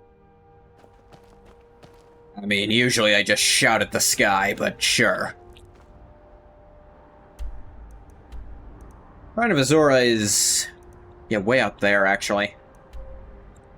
Closer to Winterhold. Silly way to keep the silly guy around so he can slap the bottoms of evil! Minsk voice packs were some of the funniest things for, like, modded RPG games.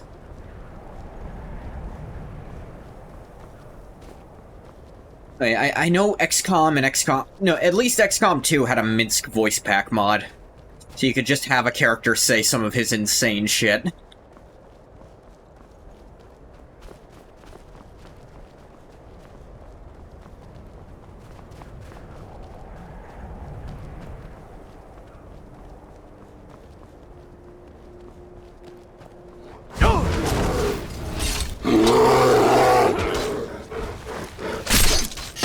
Right in the eyeballs.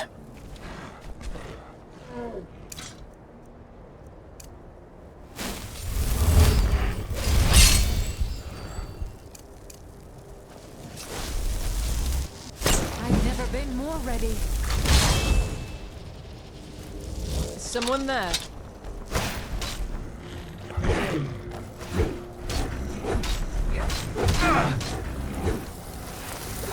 Yup. Yes, Jaheira's very constant, flippant, and very dismissive attitude towards any of the events of the first two games. I just feel... I know it's not the intention, but it feels personally insulting. Though, if I rewire my brain to instead she's insulting the very poorly written canon version they made, I'll buy it. I can see why that version of her would be so, like, pissed about shit. And so not interested in talking about it, because it sucked. I'm never gonna get over that. Jeez. Fucking enormous. Zura's ego hasn't shrunk in the last 200 years, I've noticed that much. If anything, without the tribunal around, she's probably gotten worse. I don't think there were any statues this size back then. What specifically is bad about the ending they chose? They make... okay, so you play as the specific character you play as, them giving him a canon name, canon class, canon's, like, sex and race. Alright, fine, if you really have to, because you want him to appear in future stuff. Still already a bad choice, but I guess if you really have to... then they make him simultaneously a very bland character, and also an unrepentant dick. Like, not evil, they make him a dick. Because they have him, like, kind of repeatedly cheat in relationships he gets into. They have him take the most asshole options, but never, like, going all the way evil. Like, they don't give him an interesting moral compass, they just have him be an asshole who's self-serving.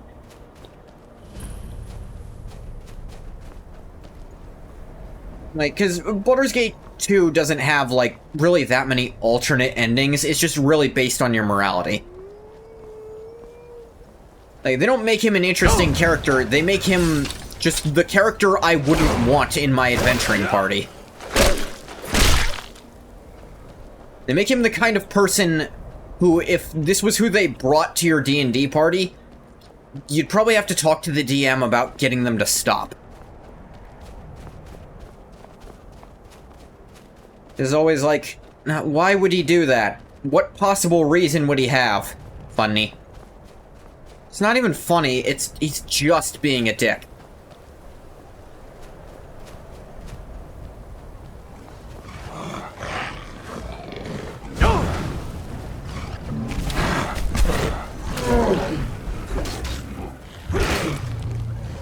Like, I don't know if they were trying to make him a parody of, like, min-maxing in the game or something.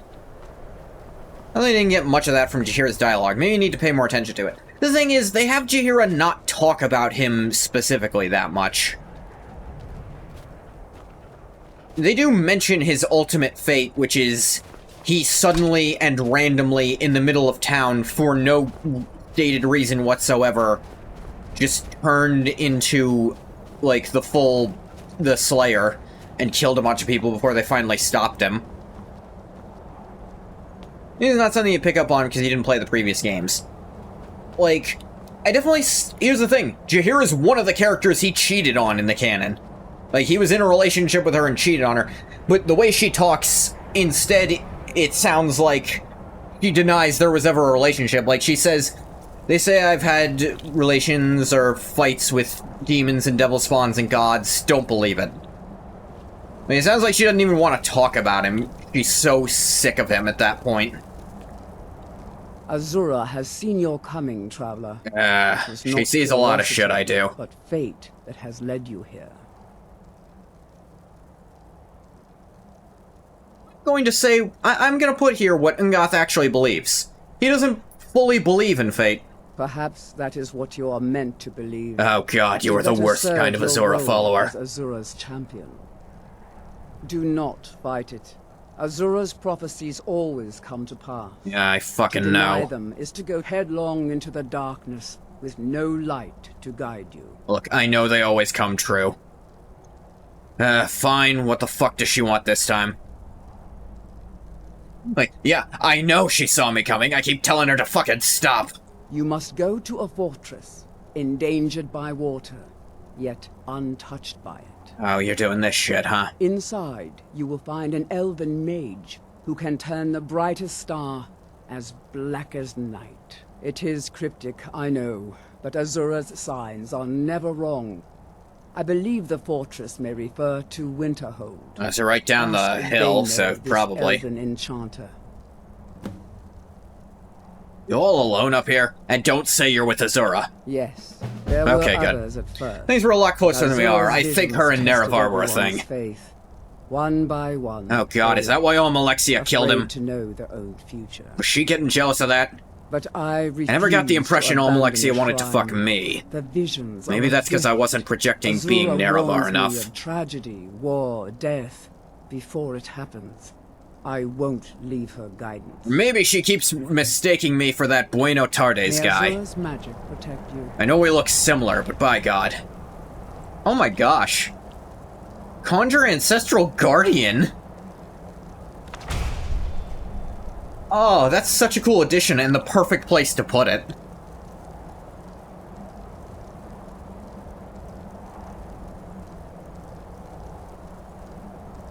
A very expensive spell. I have some of Nerevar's memories. I remember some of it.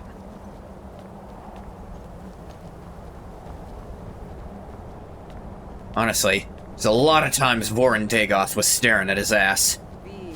Vorin thought he couldn't tell, but he could tell. I don't know why he never did anything about it. Did he like it? Or was he scared of disappointing his friend?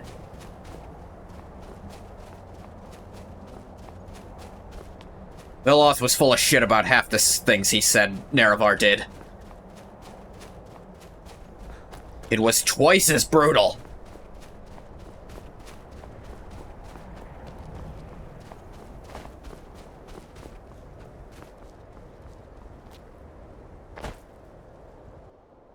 I think I went down the wrong side of the mountain.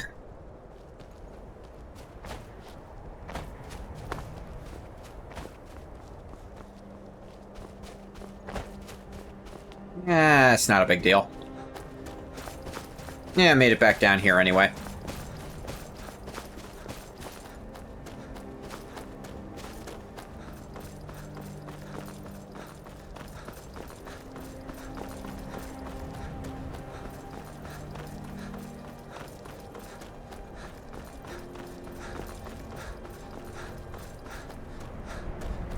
So much stamina.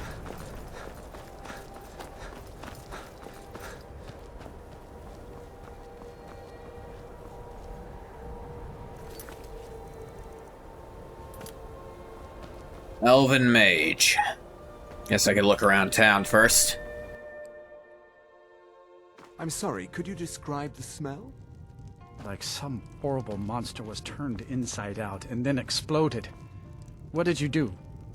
It was a minor miscalculation. I've already corrected it for future experiments. This is why people have a problem This is with a fun their enough college, quest. Melikar. Yeah.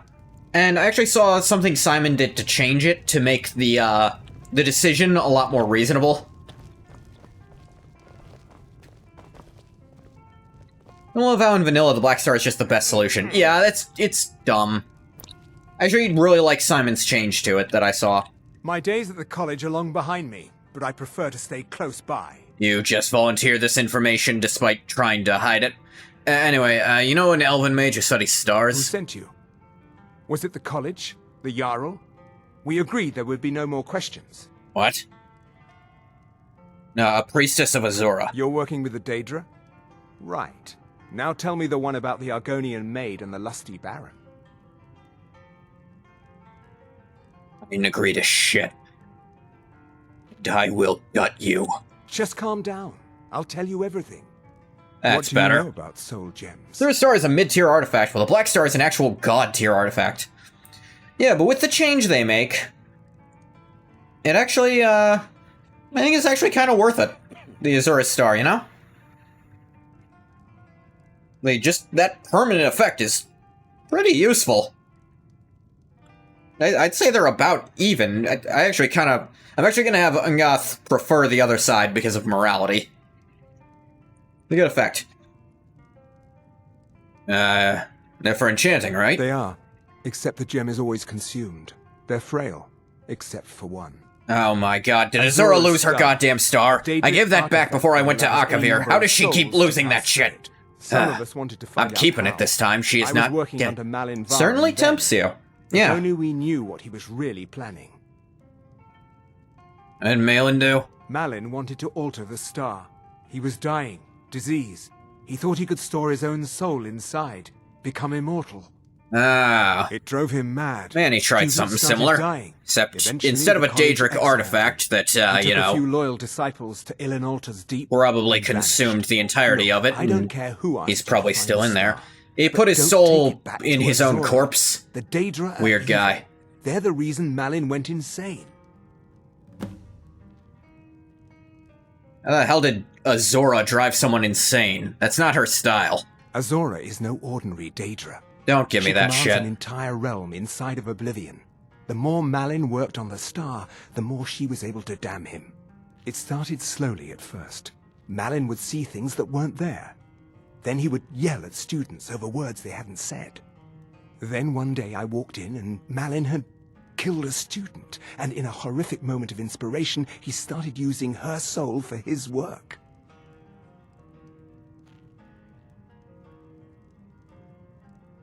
You crazy sure Shiggy isn't involved in this? That sounds like his style, fucking with another one's Daedric. In fact, the two of them argue all the time. It sounds like Yao's coming The to him. college would agree with you. But do you have any idea how many innocent lives were cut short just so Azura could have revenge? That's her We're MO. nothing to the No, Daedra. you know what? That Pawns sounds more to like move her. around, praise I'll and grant you, punish Shiggy as might they be see uninvolved. All right then.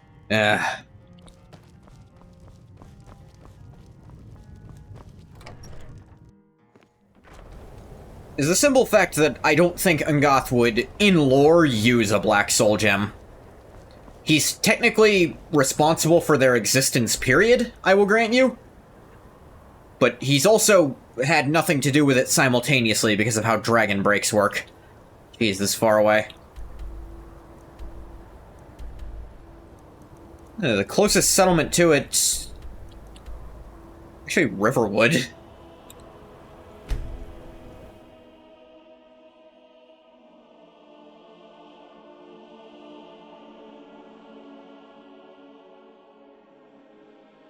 Ungoth doesn't like Azura at all, yet he instinctively defends her. Heard about you and your honeyed words. I don't know if he was trying to defend her. He was just saying, that's weird, she usually really doesn't like turning people insane, because that's giving Shiggy points. Then as soon as he said, And it was all for her revenge. No, wait, that sounds like her. Dozens of innocent people dying so she can get revenge on 1 to 3 people. No, that's definitely her. No question whatsoever.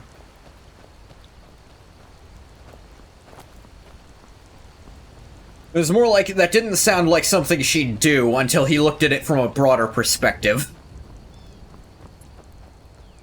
She's petty enough to abandon all argument against Sheogorath to get back at one person.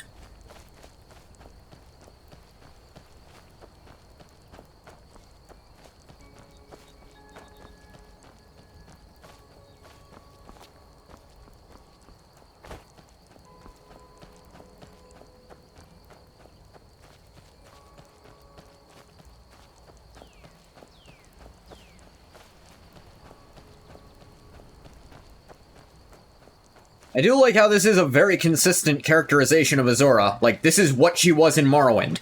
She doomed untold people to a fate they didn't deserve because she was pissed at, like, 3. To be fair, I suppose it's just as likely Malin just went insane. That's also very possible. He might just have gone crazy because he went crazy. Like, can Azura make people insane? I feel like... I'm not gonna say she can't, because what a Daedra can or can't do is a thing. But I don't feel like that's usually her method of causing that shit. No direct evidence Azura caused it. He was dying and trying to modify a soul gem to shove his soul in there forever. Yeah. It's kind of a crazy-ass plan. Yet from the beginning, it sounds like he already had a screw loose. Maybe he lost it just being around a Daedric artifact whatsoever. Apparently, all of them are unpleasant to be around at the best of times. Like, the guards just instinctively recoil from Molag Bal's mace, and Molag Bal doesn't make people crazy. He wants you to do it on purpose. He wants you to know you're being a dick.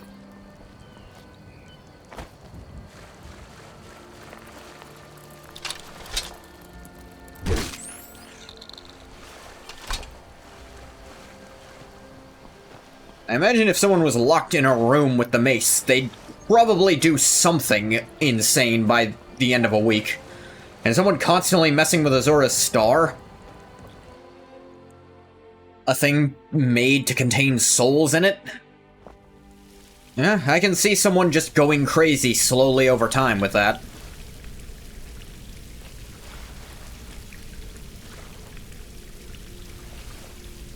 Killed. Fisherman's Journal.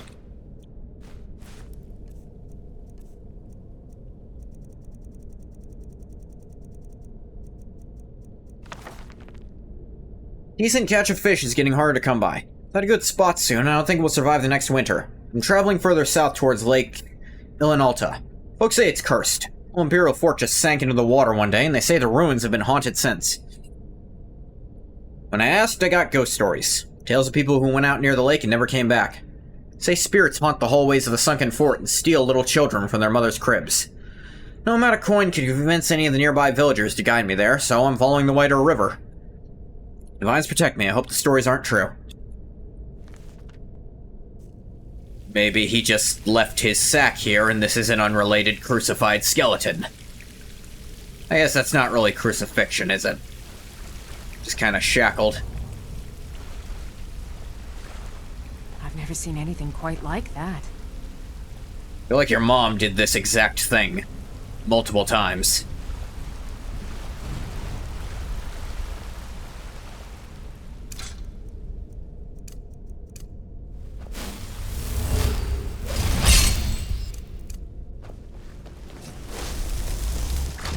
I've never been more ready. I've got a bad feeling about this. Yeah. You're dead. Teach you to mess with me. Lot of soul gems.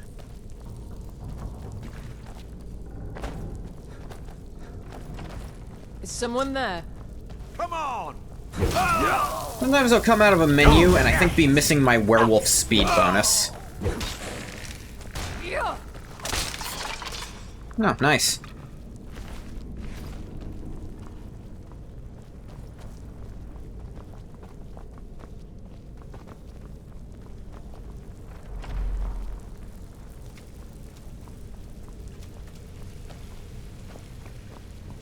What was that?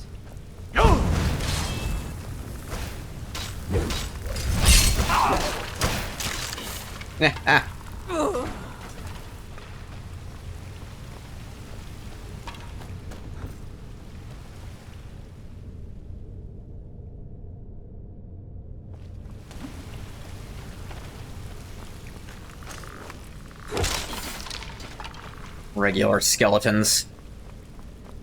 It's not haunted, it's just infested with necromancers. Come on! Legal necromancy isn't even that hard to practice. Just stop stealing corpses, you shits.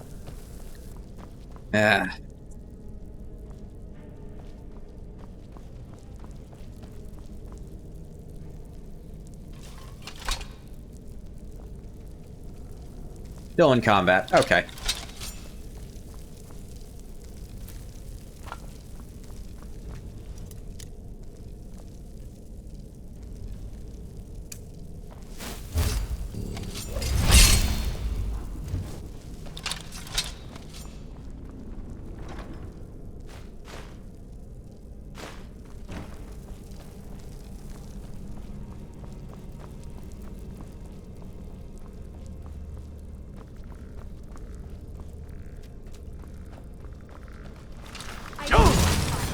Look at me.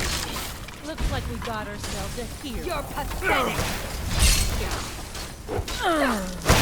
Arch necromancer. Oh, we're getting this weird glitch. You. Where you only do your first swing, and not the repeat swings. It's a weird glitch that happens sometimes if you're too close to them. Minor mirror. Might see if I can... I'll see what I can disenchant. I picked up a few enchanted items, I'm not sure what I already know yet.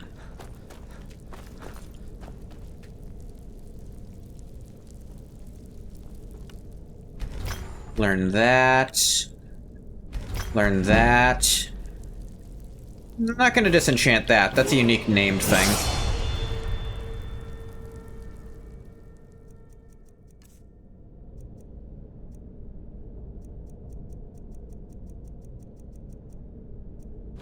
Drop that, because I don't need it.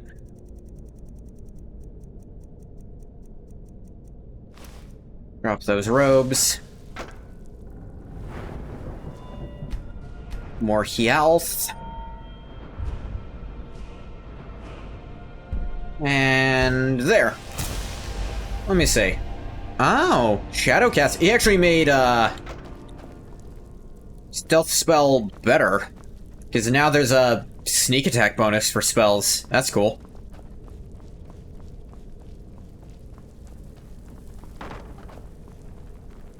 That was the one downside. You couldn't get any kind of bonus on it.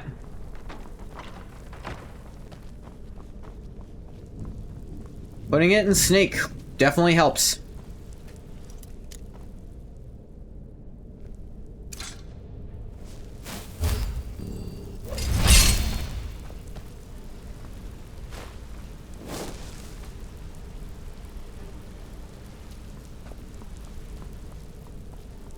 Might honestly have Angoth just do, just be a sneak mage, and... Although I do want him to use a bow, because I want him to use crossbow during Dawnguard stuff, because that'd be cool. But I don't want to do stealth archer stuff, because I don't want to... I don't want to carcinogize Angoth. I want him to still be weird builds. Blood needed for the star. The last one died before he could be harvested. We can't take... The villager from the surface so soon. I told you, Aaron. Think properly. Someone move.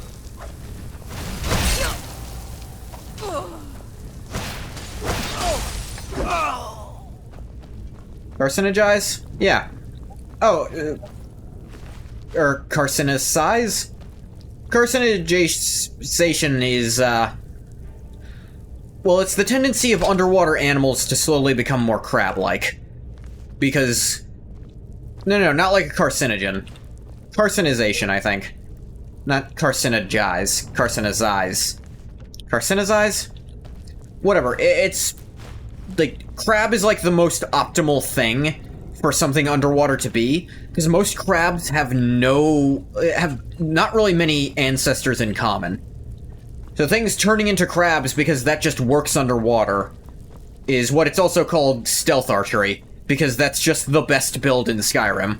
Someone there.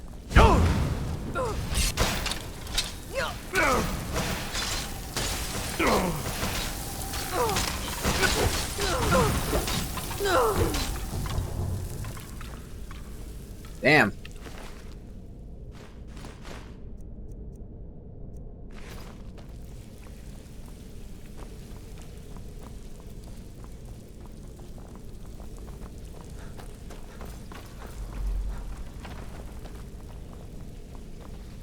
Another soul for the master.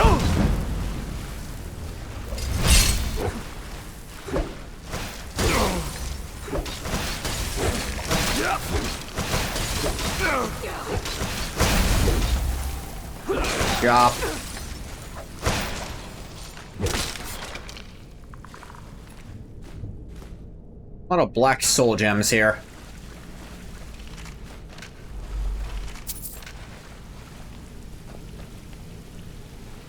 Yeah, it's a bit of an in-joke in the community. I've been part of the Skyrim build community for a long time. In these games, I find suboptimal builds to be the most fun. Yeah, that's why I don't want to do the optimal one for Ingoth. Like, that's why I forced him to have heavy armor and a two-handed weapon. Like, I thought of this all the way back during, like... I've been thinking about this since I decided to bring him forward to Skyrim. I was like, I don't want to just make him every Skyrim build. Because they all do it. They do. And, like...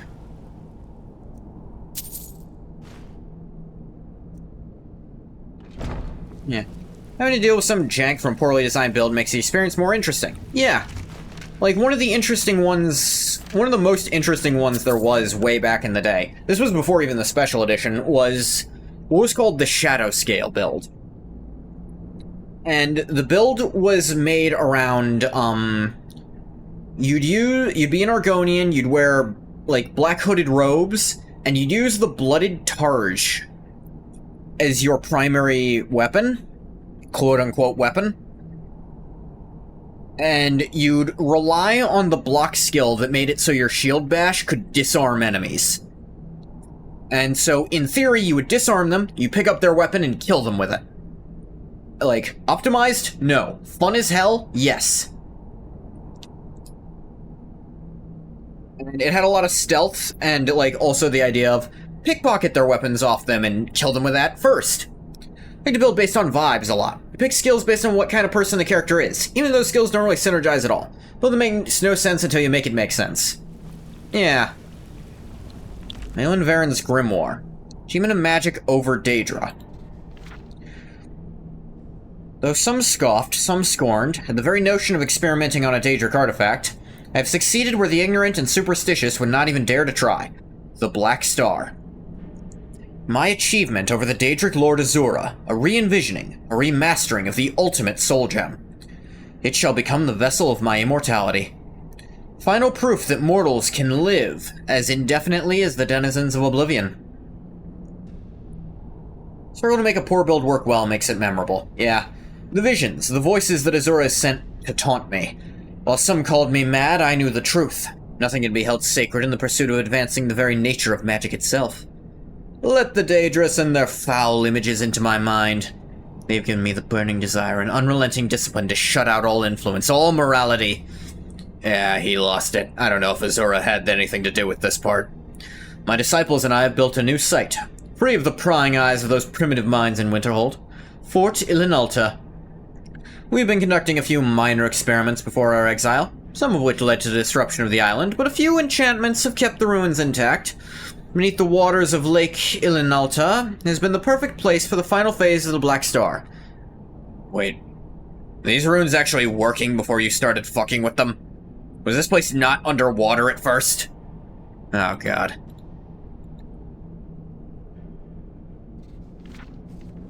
Oh, it's only 2 pages.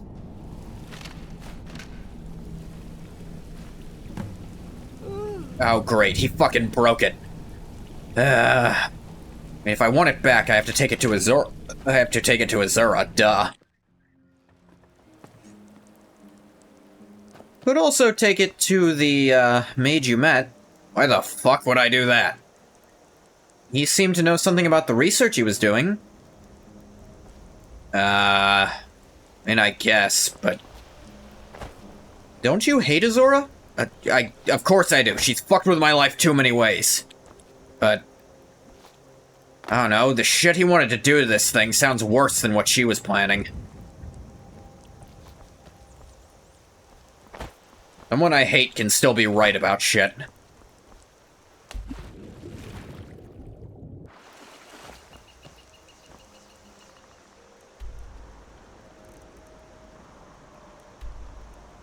Back there.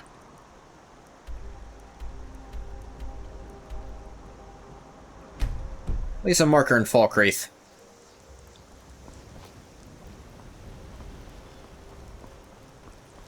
It's not too far from here.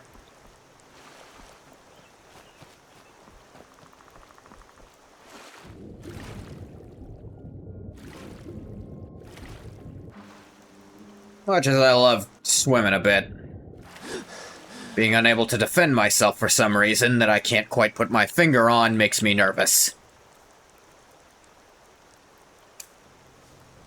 Guess who has 2 thumbs and had to get a new car battery? Is it casually vintage? Sounds unpleasant.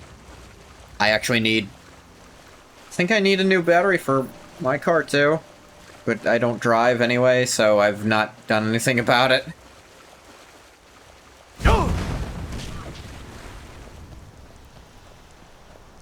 Oopsies.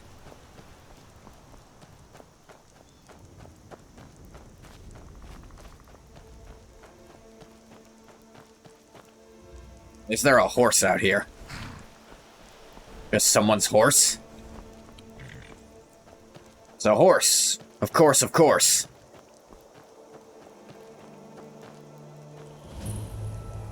North Shriekwind Bastion.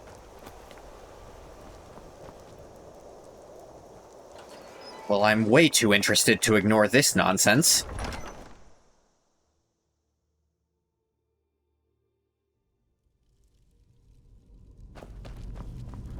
You're mine. Oh, good, vampire.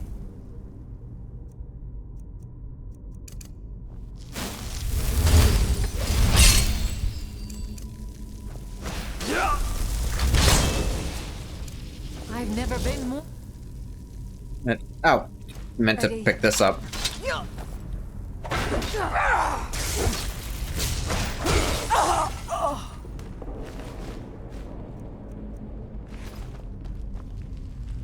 No.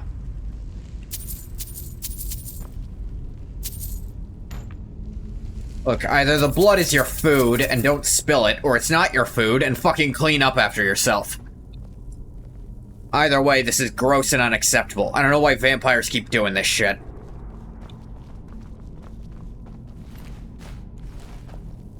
Ew. Look. I don't think Manny was a good person, but he had some goddamn decorum. What was that? Ah.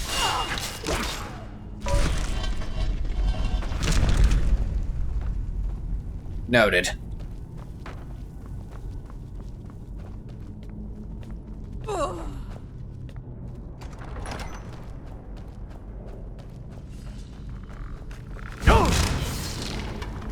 Not gonna act like he's deserving of sympathy or emulation. In most regards of his life. Like, forget a goddamned mop. I don't care which god you follow. How's this? Why is there a tree down here? I guess some sunlight could filter in.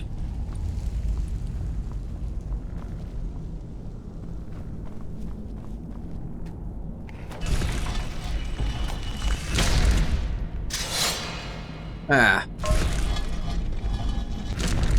Why?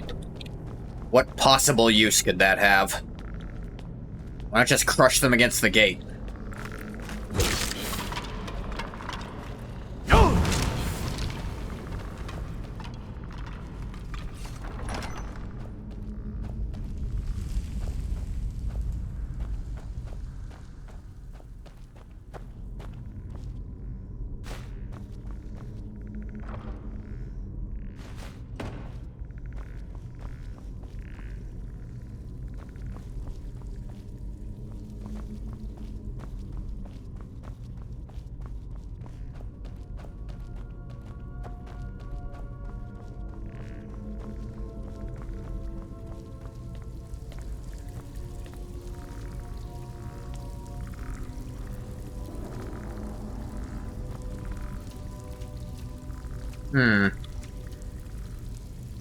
Don't see a lever or anything in here.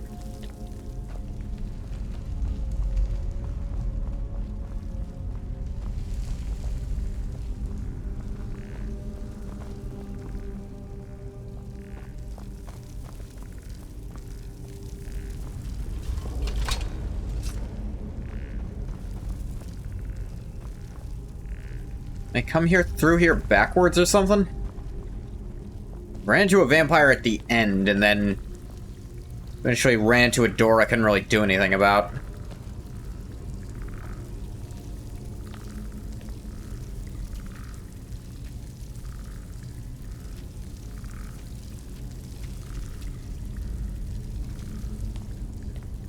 Wait, there it is. Hard to see that.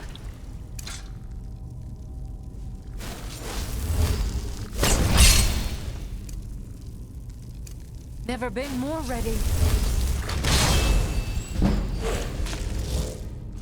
One there. Old Chop Chop. Huh.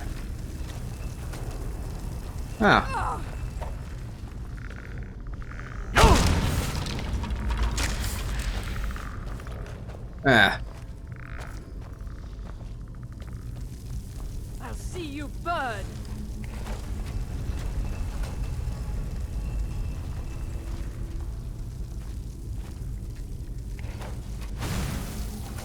Teach you to mess with me. Ah, that opened it.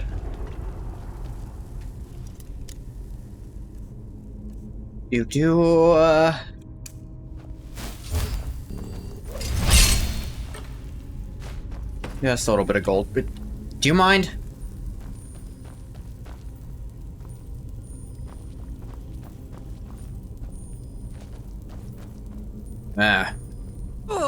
Must be where the vampire was sleeping. Huh? Oh yeah, I need you to... Thank you.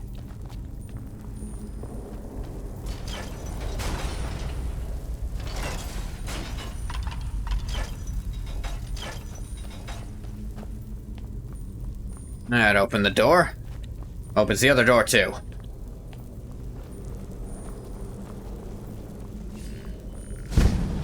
Whoop.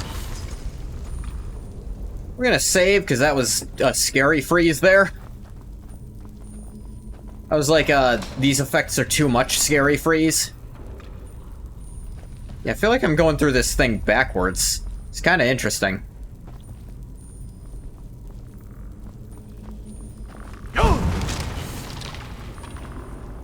I caught them during their weird session of doing something. And so I don't go through it normally. I killed them, and now I'm going through backwards. I killed the vampire, then I found where the vampire slept. Found some of their traps that they set, like, later. Never should have come here. Just stand still. Drop. There, I'll be sure to stand still. Go ahead, do whatever you need. Well, gave him the option. Was he sitting on a throne?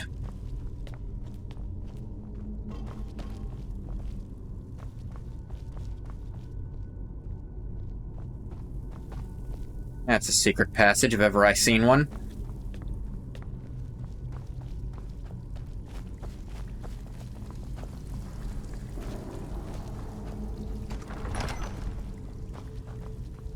Well, this is possible there could be another vampire.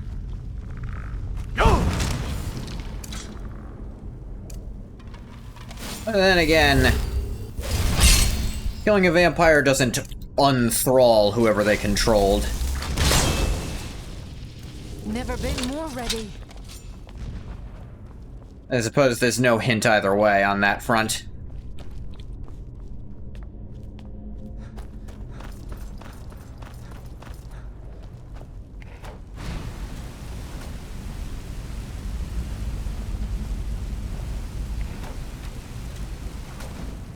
Ah.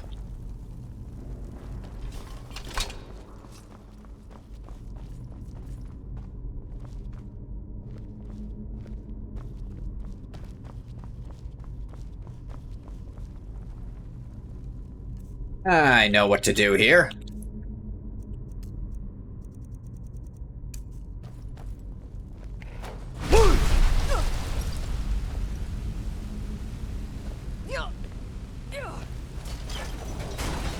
Not the solution.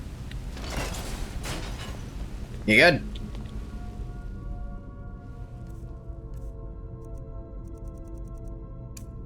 Nine souls banked, but I just haven't really got abilities I want to use. Ah, sure enough, there was another vampire.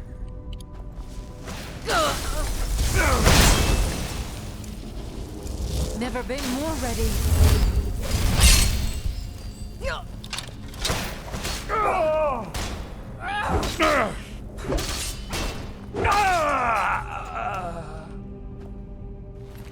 Weak shit. Nordic sword. Oh, one of the carved weapons. These are cool.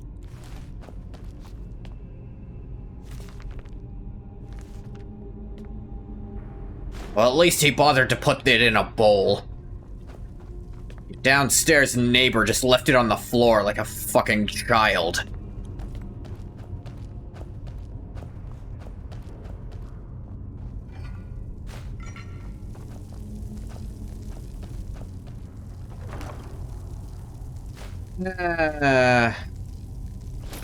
Conjuration circlet. Might disenchant that if I don't already have conjuration. I don't remember. Never can.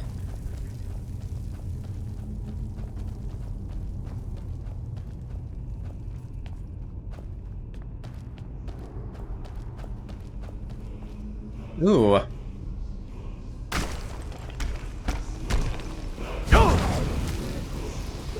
Draugr Scourge. Chop.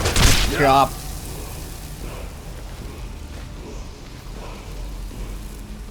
Alright, what's our word? Battle of Elemental Fury. Ooh, another part of Elemental Fury. You know, with 2 words of it.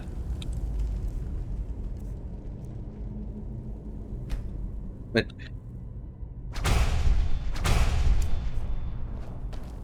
So,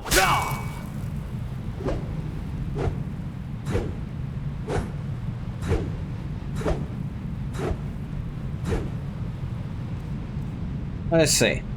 Use your arms with the speed of wind, allowing for faster weapon strikes. What it doesn't say is it only works on weapons that aren't enchanted. Which... I'm pretty sure... Yeah, this isn't enchanted. I think at 2, it's kind of just okay. At 1, it's okay. At 2, it's decent. I think at 3, you get ridiculously fast.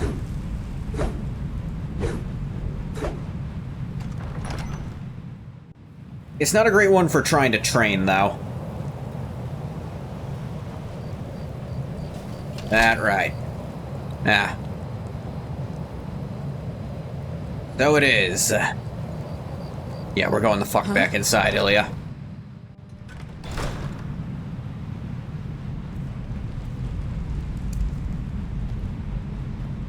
Got all the souls, why not use some for something, you know?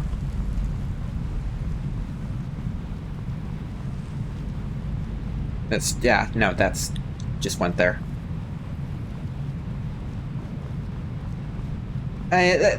I suppose that's an example of the game kind of relying on fast travel as a design concept. Because it gets you outside there, which lets you fast travel as your way to leave, but if you're trying not to use it, there's not a diegetic shortcut here. It done the same.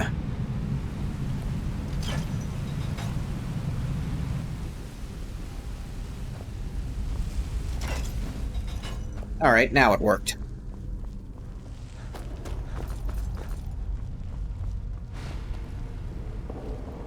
Well, actually, there is one diegetic shortcut I can take.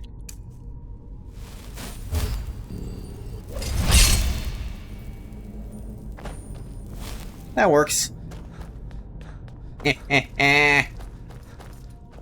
few of those, the back door is a ledge 300 feet up in the air. Yeah. It occurs to me now, I could totally have had Ungoth use that. I forgot I had this because it's not in base Skyrim.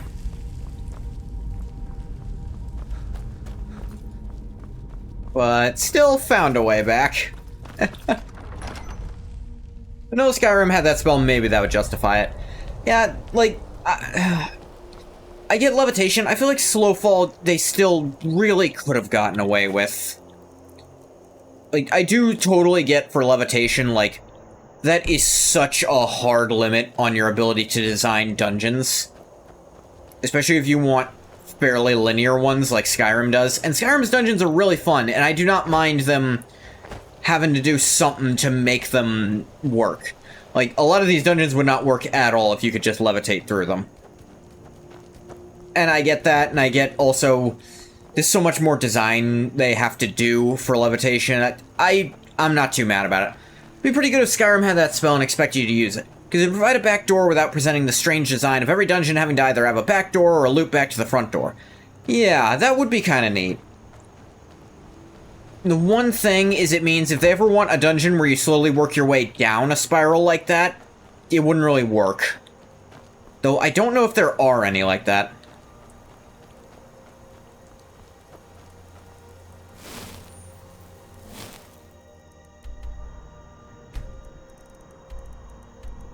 Not necessarily strange to have a balcony. It is strange that all these dungeons have full-on back doors. A little bit, yeah.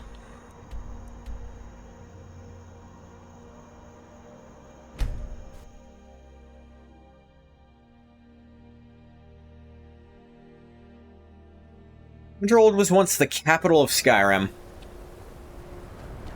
Sure was. Got to thinking. Maybe I'm the Dragonborn. I just don't know it yet. Let's check. Are you?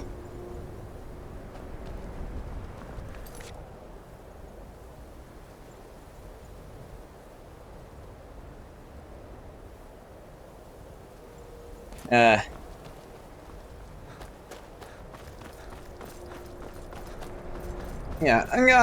I played it off as, Ilya kind of explaining that maybe the guy knew how to finish the work. Ungoth just kind of went with, I don't know. The reason I keep picking up these black soul gems is so some maniac doesn't actually use the damn things. Oh, fucked up these are. I don't really consider the convenience worth the immersion oddity. It'd be nice if we could have the best of both worlds. Yeah, no, I'm with you on that. Like, generally, I think I don't mind. I really don't. Wherever the Daedra hide, the Vigil of Stendarr will cast them into the light. Good luck with that. Totally gonna be 100% fine. Wait a minute. Mike wishes you well. Mike has heard the people of Skyrim are better looking than the ones in Cyrodiil. He has no opinion on the matter. All people are beautiful. Comment on the graphical upgrades. Something strange happens to Khajiit when they arrive in Skyrim. Comment on Khajiit, changing so much since older games. Why do soldiers bother with target practice? One learns best by hitting real people. Comment on all the target practice things not actually increasing the skill level. Mike is tired now. Go bother somebody else. You're a weirdo, Mike. But you're a funny weirdo. That one was pretty good. Glad we ran into Mike this playthrough. He's actually really hard to find in Skyrim a lot of the time.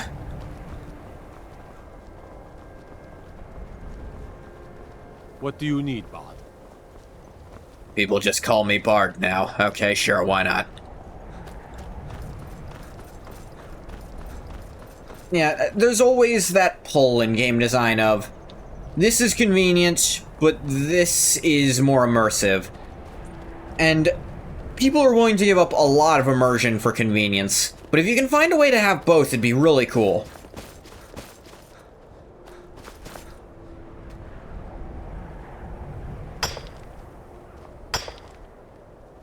Bam.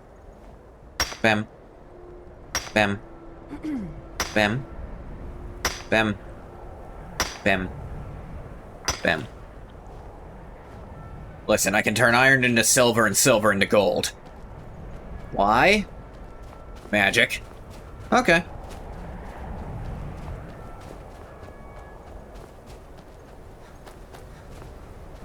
There's definitely a game, and modern games especially have leaned more and more into the convenience side versus the immersion side. Because convenience leads to a much wider audience, while immersion leads to a much more dedicated audience. And a wider audience is just gonna make you more money. At least in the short term, it will.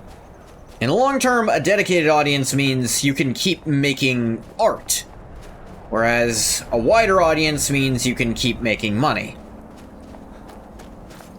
But you do have to balance those two things. As a studio, you still gotta put out the stuff that maybe isn't as artistic, but it's gonna resonate with everyone. Everyone's gonna like it at least enough to look at it. And that's gonna get you people interested in your more artistic endeavors. Hell yeah, I should warn you, I fight dragons, and, that was one of them. Deal with that in a minute. Azura's star. Yeah. I knew the Lady of Twilight had sent you for a reason. Yeah. Hand it over to me. Don't say it like that. To restore the star to its original purity. Yeah, ask her to fucking fix it. I want it back. I will commune with Azura. At this point, there's almost no art happening. Yeah. Azura, Mother of Roses, Goddess of Dusk and Dawn. Your chosen Mother of champion Roses. has returned your star to you. She wishes to speak to you herself. Please, place your hands on the altar, and you will hear her voice. Users have gutted every dev studio, so they only push products designed in a boardroom to make money. Yeah. Alright, Azura. Greetings, mortal. You have followed my guidance through the veils of twilight, and rescued my star from Malin Varen. Yeah, quiet the fuck down. But his soul still resides within, protected by his enchantments. Until he is purged, my artifact is useless to you. Why don't you fucking remove it, aren't you, Daedra? Eventually, the star will fade back into my realm in oblivion. But I doubt you your voice have is the different, 100 or gratingly so loud. years it would take Actually, you to were always wait. this loud. No, I have only the time, one but I option would like it remains. sooner, sure. I will send you inside the star. You will banish Malin's soul there. You're gonna Tell soul me trap when you me? are ready, mortal. Stop calling me mortal. We both know that's not fully what I am anymore. I swear to God, if this is a booty call, I told you I'm taken. And no, you're not better. Have faith, mortal. Yeah. I will be watching over you. Get out of my fucking brain. My disciples have sent me a fresh soul. Good. Is that what you think's happening here? Hungry. Why? There's something different about you. This experiment of yours is over. And who are you to challenge me? I have The Nerevarine, fuckface. Oh, fuck! That's the one thing that's actually a problem. Now. I've sacrificed too much to let you take it from me.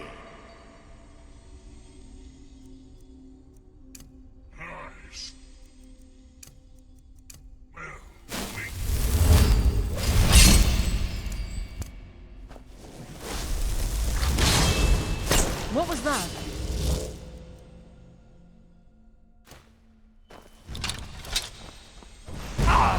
Ow. A Dramora.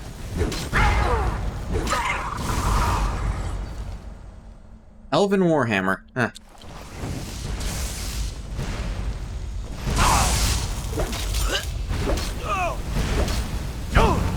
No, not like this. The Yeah, star like is this. free to purify Azura. itself. Don't worry, mortal. I will return you before you are cleansed. Well, at least you're giving me that much.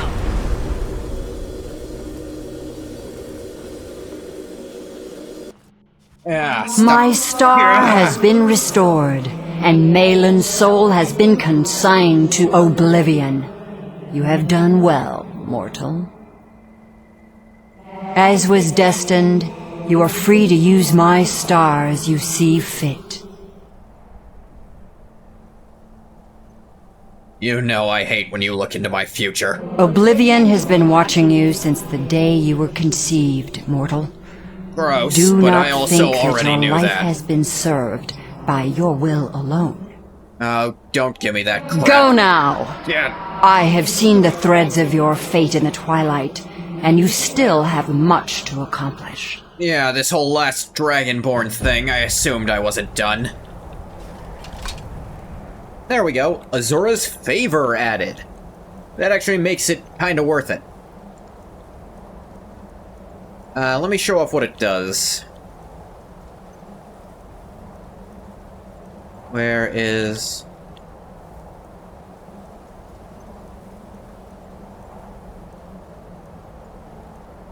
Where is it? Oh, Azura's favor. Spells and enchantments cost 10% less. There's just a flat fortify all spells you cast, 10%, and enchantment cost 10%. So it's just pretty good. Azura's star is decently useful too.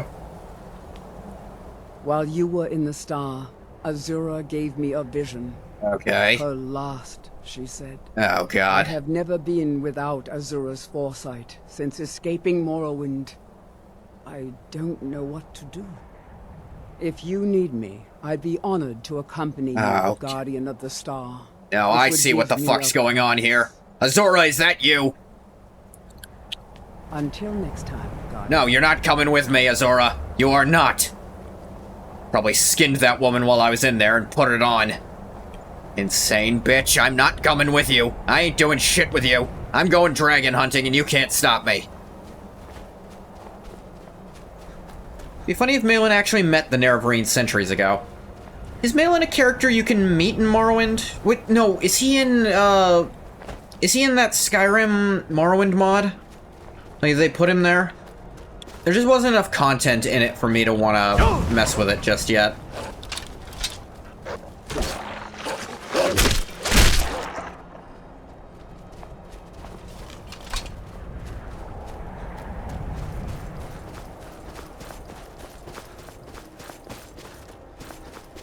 That's just a funny thought you had? Ah, okay. He is an elf, and therefore could have been alive back then.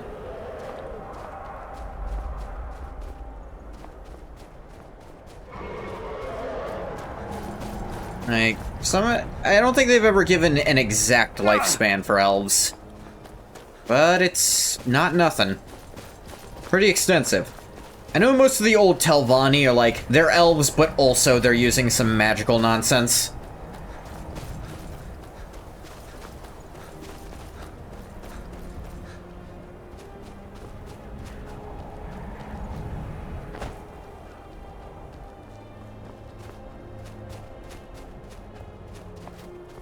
This dragon take roost at this old word wall.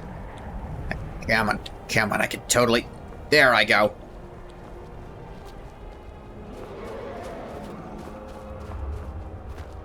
Ooh, that a blood dragon? Or is it bigger?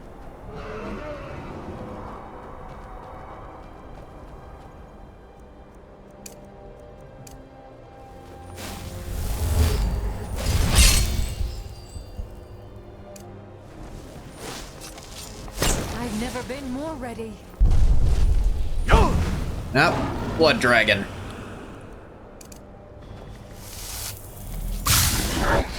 Let's poison it real quick for fun.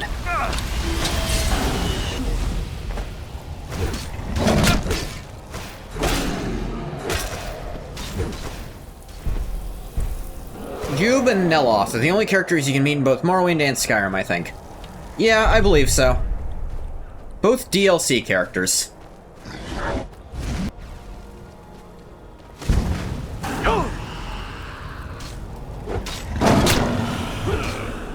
Mike, arguably, but Mike does claim his father and his father's father were named Mike. Yeah, I don't think we're supposed to take that one too much. Alright, this is gonna look freaky, but... Huh?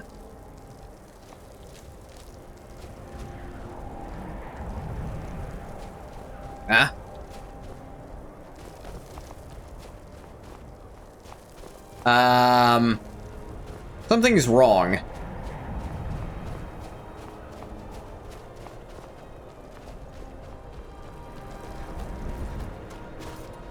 little reptile dysfunction? Something like that. Okay, RD is a very common issue among Dragonborn. Shut up. Shut up, Ilya.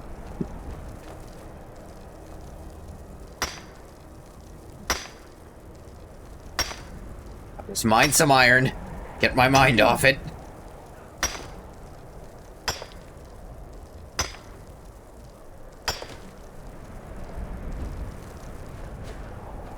I have never seen this happen before.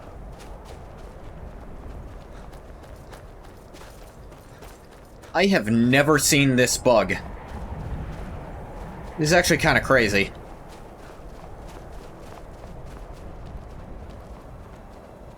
Don't gain the dragon's soul bug. That's weird.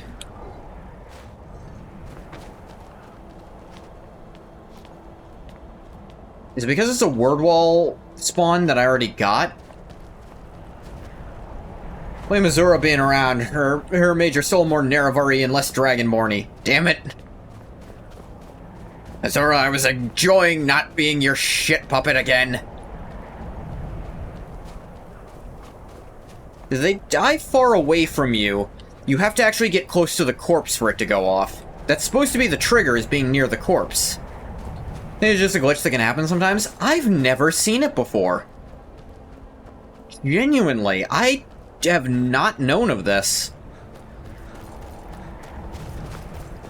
I have to wonder if it's like something about the placement. Proximity detection fails to work. I had to think it was something like that. Because I do know it's a proximity thing. Because, like, dragons can be killed off-screen. And instead of, like, swooping to you from a while, they just wait till you get back there. We're gonna save. Hi, Ilya.